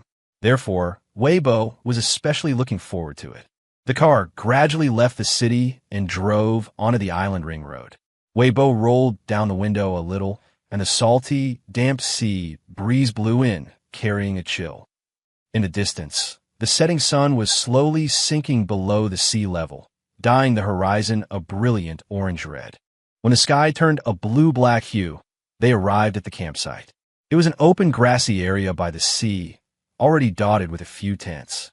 There are still few people camping in the winter, Weibo said with a smile. He was in a good mood. Since they were out to enjoy their world for two, of course, he hoped for fewer people. Simp parked the car, and the two began to unload their things and set up the canopy. It was already evening, with no sun or rain, so there was really no need to put up the canopy. But Weibo felt it was more romantic this way, creating more of an atmosphere. The canopy was set up, the folding table and chairs were laid out, and Weibo took out the cassette stove and lit it. The blue flame flickered and swayed. "Shall we make some tea first?" Weibo asked. Simp was half reclining in a camping chair, wrapped in a thick blanket with only her head showing. With the water boiling, the space under the canopy started to feel a bit like home. A temporary home is still a home. Weibo and Simp sat side by side in their camping chairs, holding warm cups, listening to the sound of the waves, and gazing into the distance. So comfortable, Weibo sighed, stealing half a day of leisure from floating life. Simp also felt extremely comfortable. Compared to crowded and lively times, she preferred being with Little Turtle, just the two of them. Just quietly drinking tea and watching the sea like this filled her heart to the brim with happiness. Sometimes she would even feel a secret fear. Such a wonderful little turtle, such a happy life. Was it really hers to have? Fortunately, the person beside her was steadfast and real enough, like the steaming hot tea in her hands at this moment, able to soothe all her anxieties. Very comfortable. The night breeze by the sea was very cool, but Weibo and Simp were both wearing down-filled shell jackets, and with the addition of thick blankets, the chill wasn't biting, but rather refreshing and exhilarating. After drinking some hot tea, the two began to barbecue meat. Classmate Xie had prepared thickly sliced beef, pork belly, marinated chicken wings, small sausages, and washed lettuce. Spraying some oil on the grill pan, placing the meat on it, waiting quietly, flipping the meat. Under the dim yellow camping light, the process was unhurried and very therapeutic. After finishing one batch, they didn't rush to grill the next, instead taking their time to enjoy the food. The beef classmate Xie bought was really good. These small sausages were also delicious, like the kind of Korean-style sausages you get at a barbecue restaurant. Why is the tip of my nose cold? Weibo looked up and saw sporadic white flakes drifting down slowly in the lamplight. Is it snowing? He was a little surprised. Simp also looked up, her small dimples deep. It's snowing. It was January, so this was the first snow of the year. She had once watched a drama where it said that when the first snow falls, you should kiss the person you like. So, Simp tilted her body slightly. Cool lips pressed against his. How? How could she just? Without any warning. Well, I guess this doesn't need a warning. Classmate Xie was his fiancée. Of course, she had the right to kiss him. In other words, classmate Xie could kiss him whenever she wanted. It was a very light kiss. A fleeting touch. Weibo was left wanting more. But with a mouth full of the taste of beef, it really wasn't suitable for a deep kiss, was it? A light one was just right. The light, slow snow gradually began to fall faster, with a constant rustling sound against the canopy above. The temperature seemed to have dropped a bit. Weibo moved the portable stove a little closer to the two of them for warmth. Whimper. Was that a sound? Very faint, like the whimpering of a small animal. Classmate Xie, did you hear something? Simp then pricked up her ears to listen carefully. Meow. Her eyes widened. Yes, she stood up, the sound of a kitten. Stray cats usually hang around residential areas. How did one wander all the way to the seaside? It's so cold, and it's snowing, and it's so open and windy here. In this kind of environment, could a kitten survive the night? Let's go find it, said Simp. Weibo had the same idea. He stood up and turned on his phone's flashlight, hoping the kitten would meow a few more times so they could tell which direction it was in. Meow, meow. How come the sound was so clear this time? Following the sound, Weibo turned his head. At the edge of the canopy, a little tabby cat, not much bigger than a palm, was watching him warily, its amber eyes round. The little tabby looked to be only 1 or 2 months old. Its fur was soaked with melted snow, and it was meowing faintly. No need to look anymore, Weibo said softly. It came to find us. Simp nodded lightly, her gaze soft. It's very smart, but also very wary. As she spoke, Simp slowly turned, picked up a piece of freshly grilled, fragrant beef from the grill pan, and then carefully placed it on the ground a short distance in front of the kitten. The steam carried the aroma of the meat, which began to spread. The little tabby's pink nose twitched a few times. It meowed anxiously, but its paws seemed nailed to the spot. Simp didn't get any closer. Instead, she took half a step back. The little tabby meowed at her a few times, then moved forward haltingly and snatched the beef. Whoa. It seems to be starving. Weibo breathed a sigh of relief when he saw the kitten quickly devour the meat. Mantu also makes this sound when he eats something particularly delicious, Simp said with a slight smile. It means this is delicious. As she spoke, she turned back, picked up another slice of beef, and still gently placed it in the same spot. Go on, eat. No other cat is going to fight you for it. This time, the little tabby didn't hesitate. It swallowed quickly, looking up at the 2 behemoths in front of it as it ate. By the time Simp put down the 3rd slice of beef, the kitten was already allowing her to squat in front of it. With the 4th slice of beef, the kitten actually took the initiative to walk towards Simp, rubbing against her feet. Meow, meow. Simp didn't immediately reach out to pet the cat, instead giving it a little time to adjust. Only after giving the kitten a little warm water to drink did she slowly extend a finger and tap the little tabby on the head. Mio, the little tabby flopped right over. Weibo laughed. Is it trying to pull a scam? Her dimples appeared softly, and we fell for it. Having lost its wariness, the little tabby was wrapped up in Weibo's scarf, with only its damp little head sticking out. Weibo had intended to warm the little thing up, but unexpectedly, it was quiet in his arms at first, and then soon began to purr softly. It had actually fallen asleep. Weibo held the kitten in his arms and sat back down in the camping chair. Let's adopt it. Let's give a name. The 2 of them spoke in unison. The blue flame of the portable stove felt especially warm in the snowy weather. Weibo couldn't help but laugh. Naming it already? We don't even know if it's a boy or a girl. It's all the same, Simp said, mentioning the name Xiaoxia had for her future pets. Xiaoxia said she wants to have both a cat and a dog someday. The dog will be called Pumpkin, and the cat will be called Tang Yuan. Those 2 names, Weibo easily connected them to Liao Yinan and Tang Xiaoxia's full names. She's quite creative, Weibo laughed. So what should he and classmate Xia's kitten be called? Should they use a pun like Xiao, Xia did? It didn't seem very easy. We found on a snowy day. How about Xiao Shui, little snow? Weibo suggested. Simp. The little tabby was grayish. Was Xiao Shui an appropriate name? How about Yue, January? Simp said softly. It's January right now. That doesn't seem to roll off the tongue very well. Weibo thought for a moment more, and then, struck by a sudden inspiration, came up with what he considered a brilliant name. Let's call it Calabash Brothers. Simp strongly objected. After half an hour of intense discussion, the kitten finally had a name. Wei Lai Fu. Yes, just that simple and unadorned. But it received the unanimous approval of both of them. As for whether Lai, Fu himself agreed. That wasn't important. What parent asked for their child's opinion when giving them a name anyway? By the time they finished the barbecue, the snow had stopped, yet Lai Fu still hadn't woken up. He was probably too exhausted before. Having finally found a safe environment, he just knocked out completely, Weibo guessed. Simp stroked Lai Fu's soft little head. The little one is full and sleepy. A little after 10, after packing up the canopy and chairs, the 2 got into the car.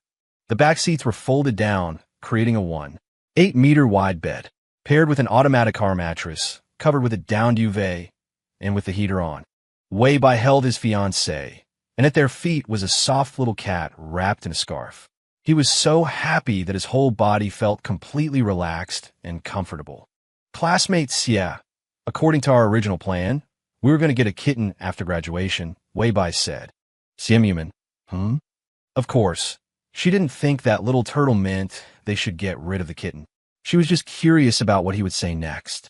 I like to plan things in advance, but life is actually made up of many accidents, Weibai continued. For example, meeting this kitten today was an accident, but it's a beautiful one. Simp nestled her head into his chest. It's not just between people and kittens. Meetings between people are also accidents. There are over 8 billion people in the world.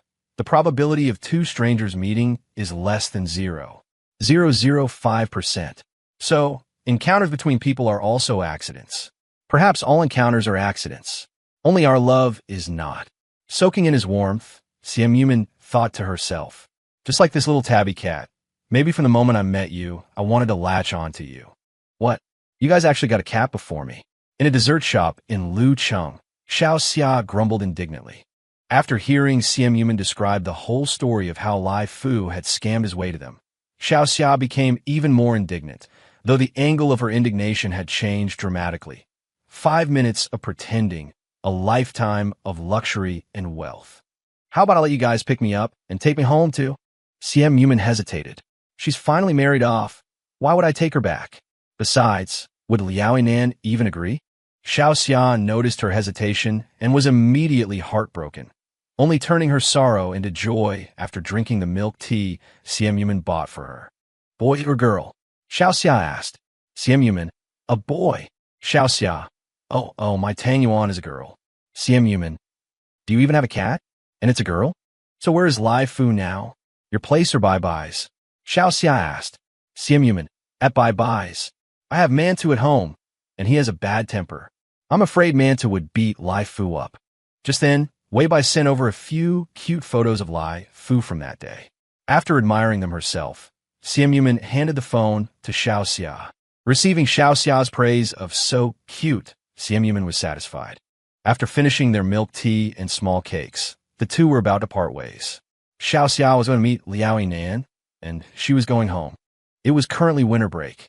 After staying in Lucheng for 2 more days, she had to return to Beijing to complete her busy schedule. But this time, she wouldn't be separated from her little turtle for too long. On the 3rd day of the Lunar New Year, little turtle would be going to Beijing to join her, attending some public events together as an engaged couple. Because she knew little turtle would be with her, she didn't resist the set schedule as much. Instead, she was looking forward to it. In the Maybach, Simp opened the window for some air. The cold night wind poured into the car, dispelling the stuffiness from the heater. It was a little cold, but still comfortable. Simp casually glanced out the window and happened to see a somewhat familiar figure ahead. Was that Suya? The figure looked similar. Suya sensed the gaze from behind her. Turning her head, she happened to see Simp's cold, deep eyes in the Maybach as it swept past. Those eyes, they were just like the ones she had seen in her dreams.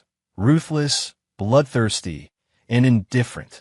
A chill quickly spread through Suya's entire body. It was Simp.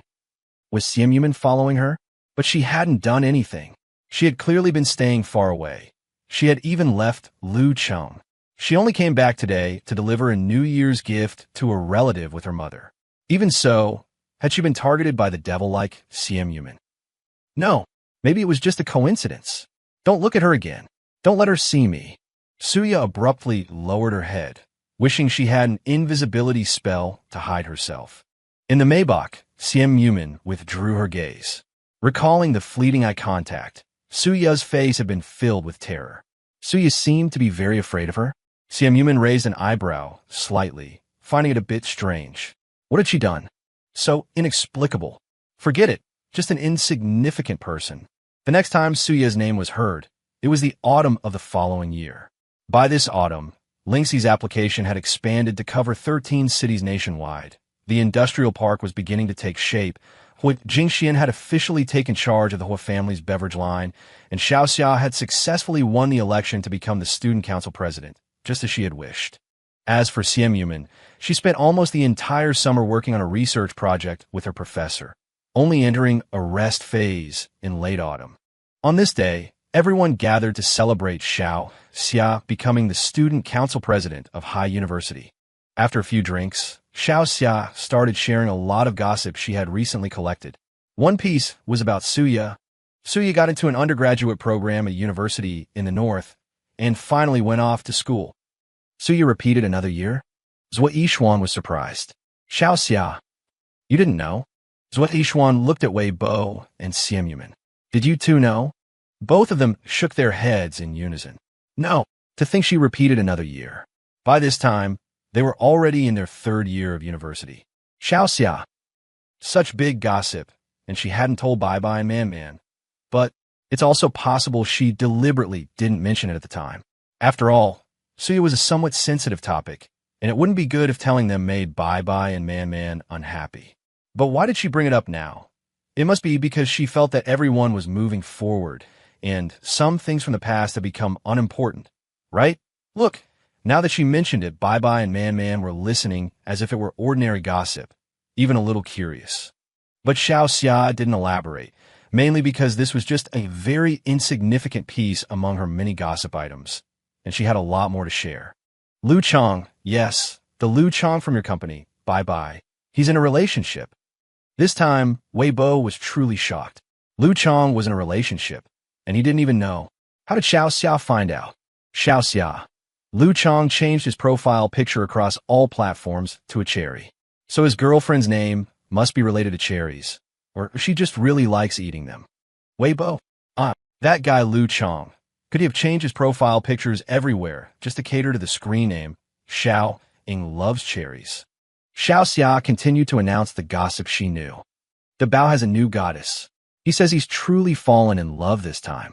Zhou Yin and the others were all familiar with Dabao, and upon hearing this, showed the same next topic expression as Wei Bo. Dabao fell in love once every half a month, and each time he would post heartfelt moments on his social media. Everyone was quite familiar with this pattern. All right, next. Xiao Xia cleared her throat. Next, I'm going to announce a bombshell. Do you know why you haven't seen Ning Guoqiao and Sister Yunxin today? Xiao Xia teased, keeping them in suspense. Wei Bo, they went to Disneyland tonight. Xiao Xia looked mysterious. Then do you know why they went to Disneyland tonight? Wei Bo, they probably just felt like going. Seeing he wasn't taking the bait at all, Xiao Xia said directly, because today is the 521st day anniversary of their relationship. Wei Bo was astonished. What? There's that kind of anniversary? Zhou Yan was also shocked. No way. Is Chao trying to outdo everyone? Even Sun Xiao, who had never been in a relationship, was taken aback by Xiao Xia's words. Besides May 20th, May 21st, Valentine's Day, the Qixi Festival, birthdays, Children's Day, Christmas, New Year's Day, and yearly anniversaries, do couples actually celebrate things like a 521-day relationship anniversary?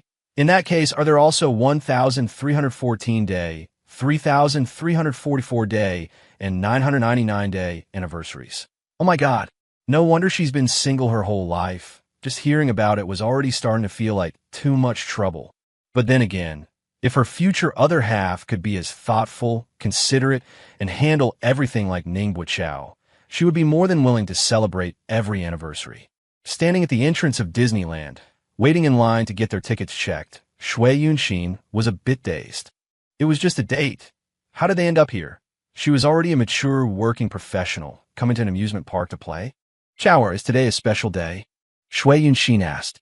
Someone in front turned around and almost bumped into Shui Yunxin.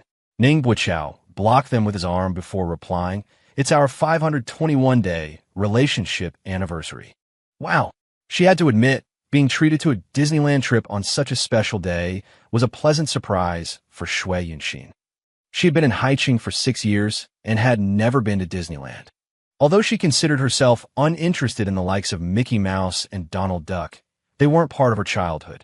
But perhaps there was still a little girl deep inside her. Otherwise, why would she be so happy right now? After graduation, Shui Yunxin's work became increasingly busy. Due to the nature of her job, she often traveled for business, stayed up late, and had her days and nights turned upside down. She often forgot even her own birthday, let alone their 521st day anniversary. This year, on her birthday, she was on a business trip in Xiang province. It was only when Ning Buqiao appeared before her with a cake that she remembered it was her birthday. No one dislikes a sense of occasion. The so-called dislike is just an aversion to trouble. But now, there was someone who wasn't afraid of the trouble, who always remembered everything about her, bringing splash after splash of color into her hectic and overwhelming life. Wow, it's already been 521 days, Shui Yunxin sighed. It feels like we just celebrated our 100-day anniversary yesterday. She still remembered that day when Ning Buqiao came to her place and personally cooked a huge feast. When she came back to her one-bedroom rental after work, she was greeted by an exceptionally warm apartment and the delicious aroma of food. Sometimes, an anniversary was just a home-cooked meal or going out for a grand dinner they had been wanting for a long time. But all of this made Shui Yunxin happy. That's why these 521 days had been so blissful, making time feel like it was flying by. Today wasn't a special day for most people, so there weren't many people queuing outside the amusement park. After about 10 minutes, the two of them were standing inside Disneyland. Unlike the hustle and bustle outside, the park was a complete fairy tale world. The lights were dazzling, the silhouette of the giant castle shimmered against the night sky, and the air was filled with the sweet scent of candy. Ning Buqiao pulled Shui Yunxin to buy a pair of Mickey Mouse headbands. I'm not wearing something so childish. Wow, doesn't it look kind of cute on me? I never thought I could pull off this style. All right then, I guess I'll wear it. Undergoing a mental shift from resistance to whatever to I love it, two Mickey Mouse ears appeared on top of Shui Yunxin's head. The Mickey headband had a kind of magic. After putting it on, she became interested in everything in the park. Walking through it, she felt like she was strolling through a fairy tale castle, a part of the world itself. She gradually started skipping and hopping around, just like she did in college. Watching her like this, Ning Buqiao's heart soared as if it had grown Dumbo's ears. Zhou Yin and the others always teased him for being the boyfriend standard. He just loved being good to Shui Yunxin. It made him very happy. Moreover, in this relationship, he was learning more and more that love is mutual. The competition for girl groups is even fiercer than for boy groups. I wonder if Lisa will be able to debut successfully. Shui Yunxin chatted idly about her recent worries. For idols, the difference in exposure and resources between debuting and not debuting is like heaven and earth. Brother Bai isn't sure about Lisa either. Brother Chui, on the other hand, thinks that while Lisa looks smart, she's actually naturally airheaded, and that kind of personality will attract a lot of fans once she's on a show. Let's not talk about Lisa. She's not my biggest worry right now. The one I'm most worried about is Chun Mao. That guy learns to sing and dance quickly enough, but why is learning social etiquette so hard for him? Forget it. Chun Mao isn't even the most annoying one. The most frustrating are all the idiots in the industry. This circle is truly a collection of oddballs. The sheer diversity of species is outrageous. As she spoke, Shui Yunxin saw a dome-shaped building ahead, filled with a futuristic sci-fi feel. Ning Buqiao pulled her towards the preparation area. What ride is this? Shui Yunxin asked curiously. Tron Light Cycle Power Run, Ning Buqiao explained. It's a high-speed motorcycle? I haven't been on it either. High-speed, Shui Yunxin, who had never been on any roller coaster type ride, took a step back. How about we go on the carousel instead? Ning Buqiao smilet. We're already here. Shui Yunxin. But, however, before she could think it through, she was already straddling the motorcycle-like seat. By the time she realized it and tried to get up and flee, the safety restraints had automatically locked over her chest and abdomen, holding her firmly in place. Chower, I'm a little. No, she was the older one. How could she say scared? Steeling herself, Shui Yunxin psyched herself up. It won't kill me. It won't kill me. She turned her head and saw Ning Buqiao looking at her gently, as if giving her strength. A cold, electronic voice counted down in her ear. 3-2. Vroom whoosh. Ahoo, thrilling. So much fun. Amidst the screams, it felt as if her chest had been thrown open. Her hair whipped wildly in the air as Shui Yunxin yelled in excitement. The entire experience was as fast as lightning. After the safety restraints were released, Shui Yunxin's limbs felt a bit weak, but the extreme excitement and thrill were still roaring inside her. It was her first time on a ride like this. It felt amazing. She turned to look, and Ning Buqiao's face was completely pale. He looked a bit dazed. Shui Yunxin nudged him with her elbow. "Are you okay?" Ning Buqiao forced himself to say, "It was great." Shui Yunxin's eyes were astonishingly bright. The feeling of an adrenaline rush is really something. The work-related frustrations that had just been weighing on her chest vanished with the extreme speed, leaving only exhilaration. However, seeing Ning Buqiao's pale face and how he was forcing himself to endure, Shui Yunxin suddenly realized that perhaps Ning Buqiao didn't enjoy these kinds of high-speed rides. He was only doing it to accompany her. Was it because he saw that she had been under too much work pressure lately and wanted to help her release it? Why did she have such a gentle boyfriend? Was it the heavens compensating her for having suffered too much? For the next ride, Shui Yunxin wanted to go on the carousel. They chose 2 white horses side by side.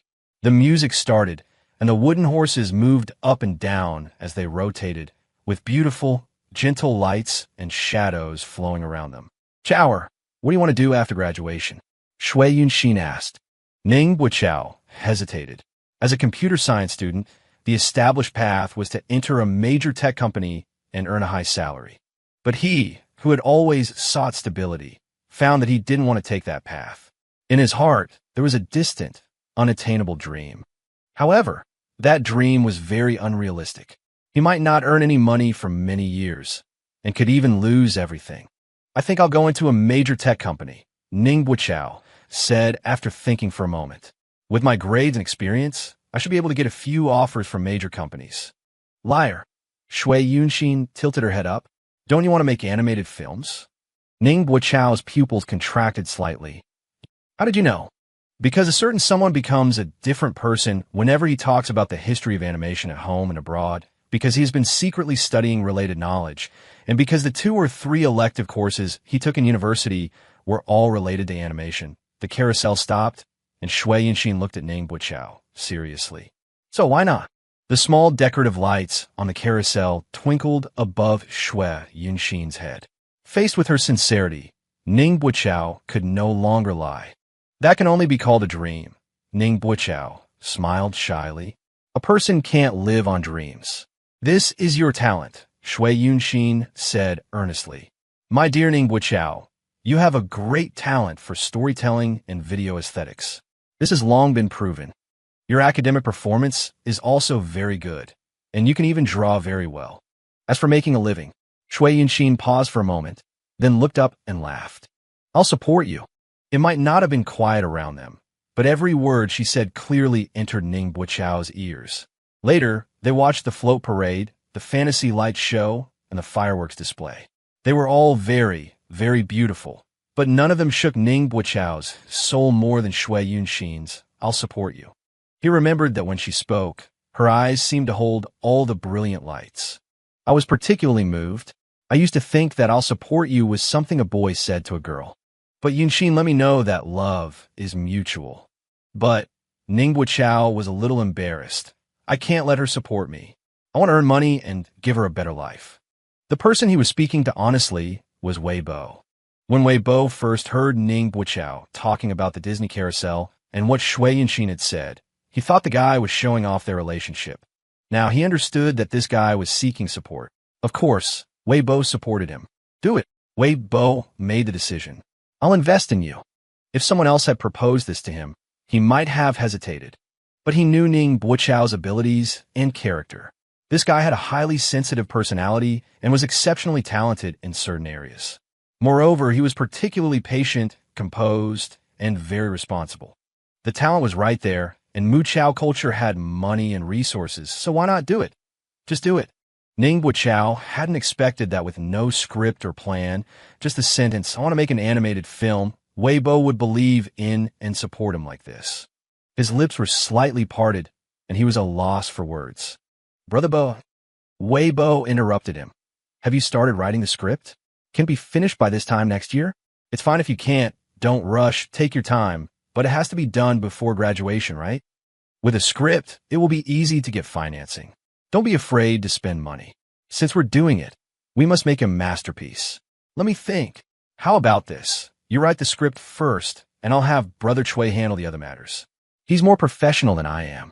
Ning Guoqiao had originally wanted to say, I will definitely work hard. But with Wei Bo's words, he was immediately brought into the rhythm of a working professional. I already have a prototype for the story, but it can't be called a script yet. I've been learning screenwriting techniques recently. The two chatted for more than 10 minutes, and the more Wei Bo listened, the more he felt that this was a reliable venture. Although Chauer said, this is just a dream, his actions were very honest. He had long been preparing for this. In short, Chauer has the basic qualities to make an animated film. Next, throw him into a program run by industry giants to support new directors and screenwriters to study hard, and then throw him onto some animation sets to grow through practice. In just over 10 minutes, Wei Bai had already arranged Ning Guoqiao's next year or two. At this moment, when he looked at Ning Guoqiao again, his eyes were different. My son has the makings of a famous director. After chatting with Ning Guoqiao, Wei Bai slung his backpack on and prepared to go home. The U-8 was parked downstairs from the dormitory. It would only take him a few minutes to drive home. Pushing open the door and tossing his backpack onto the sofa, Wei Bai called out, Classmate Xie, I'm home. He wasn't greeted by classmate Xie, but by a big, round fur ball. Meow meow. Wei Bai scooped up the ball of fur. Lai Fu, you need to lose some weight. How about this? Starting tomorrow, I'll portion out your meals and cut your snacks in half. What do you think? Meow. The tabby cat in his arms changed its tone, struggling with all four paws, as if in protest. You're not willing. Wei Bai reasoned patiently. Objection overruled. Lai Fu kicked his legs, jumped out of his arms to the floor, turned back to meow at him, and then walked away gracefully with a cat's swagger. Wei Bai, this little guy wasn't like this when he scammed me for a home. Xian Yuman poked her head out of the kitchen. Do you smell that wonderful aroma? Wei Bai, yes, classmate Xie, are you making chicken? Are we having chicken tonight? Xian Yuman blinked. Lai Fu is having chicken soup tonight. She made pure chicken breast cat food for Lai Fu, cooking it and then freezing it in individual portions in the refrigerator, which was both delicious and convenient. Wei Bai, and what about me? Xian Yuman, we're eating out. Wei Bai resisted. I'll just drink Lai Fu's chicken soup. He could just add some noodles and greens, and it would be a nice chicken noodle soup. Xian Yuman smiled. There's not much soup left, not even enough for Lai Fu. Wei Bai? Classmate Xie, he accused. You're playing favorites now. Lai Fu just had surgery to remove an important part of a male cat's life, Xian Yuman said with a straight face. He needs to be properly nourished. Wei Bai protested. That was half a month ago. Now, the cone of shame around Lai Fu's neck was gone. The cat was lively and energetic, ignoring his dad. What nourishment did he still need? Xian Yuman blinked. Bye-bye. Are you jealous of Lai Fu? Of course not. Besides, why would he be jealous of this fat furball? All right, it seemed he was indeed jealous. How childish. Wei Bai? Humph. What's wrong with being childish? Anyone who's been in love knows that when you're with the person you love, you become a childish boy. Even if he had just closed a $500 million deal, it didn't stop him from coming home to compete with Lai Fu for affection. Lai Fu, who appeared and disappeared like a ghost, popped out from nowhere and was now rolling around and acting cute at classmate Xie's feet. Classmate Xie bent down to pet the cat's head, then looked up and smiled. We're having roasted chicken. Wei Bai took a few deep breaths. He knew it. The air was clearly filled with the smell of roasted chicken.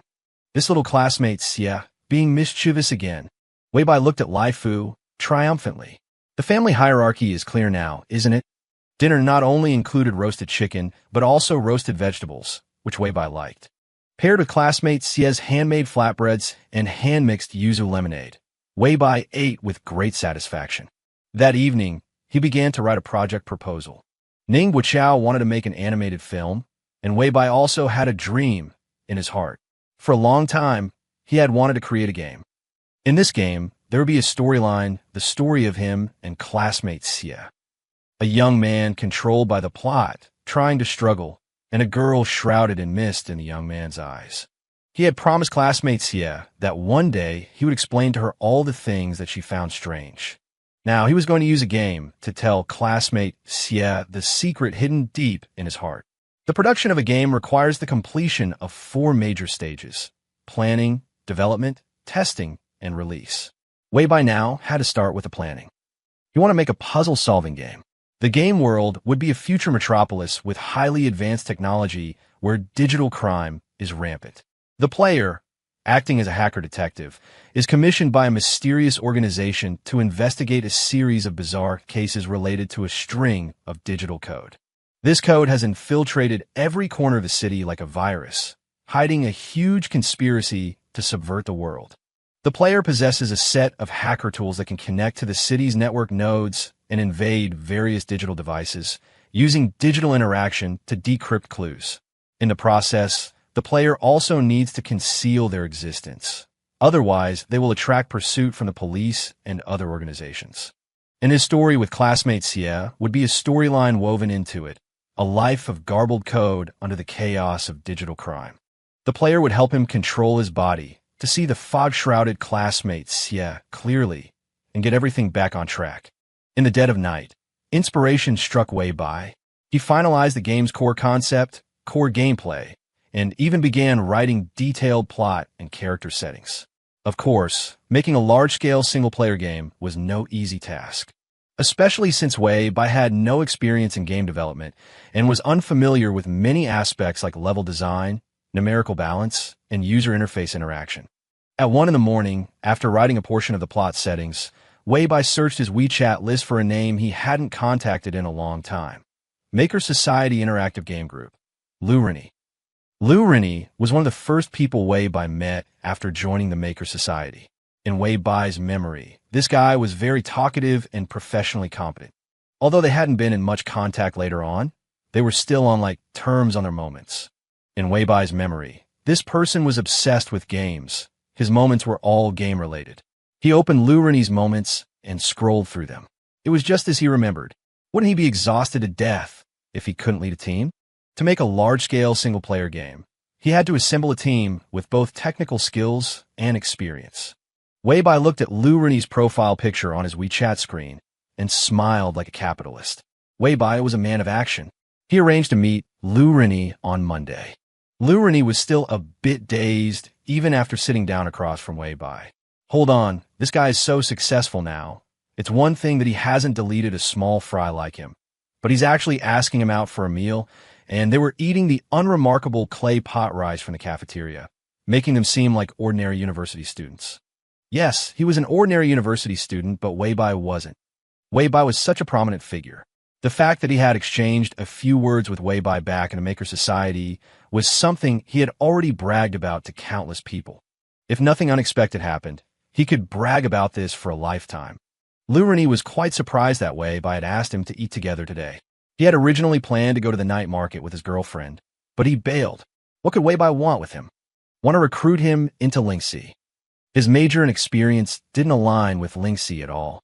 Or did he want to sign him as an artist or internet celebrity? That was a possibility. He considered himself somewhat handsome, at least no worse than Zhou Yan. Are you still in the interactive game group? Wei Bai asked after a few pleasantries. He actually knew that Lu Rini was now the leader of the interactive game group and was recently seeking to get the entire team into a major company. Lu Rini didn't hide it from him. As you know, it's not easy to develop the members and chemistry of a team. I've also thought about starting my own business with the team, but games like brain-computer interfaces are a money-burning business. I've earned a lot by taking on projects with the team, but when it comes to doing something serious, this amount of money is nowhere near enough.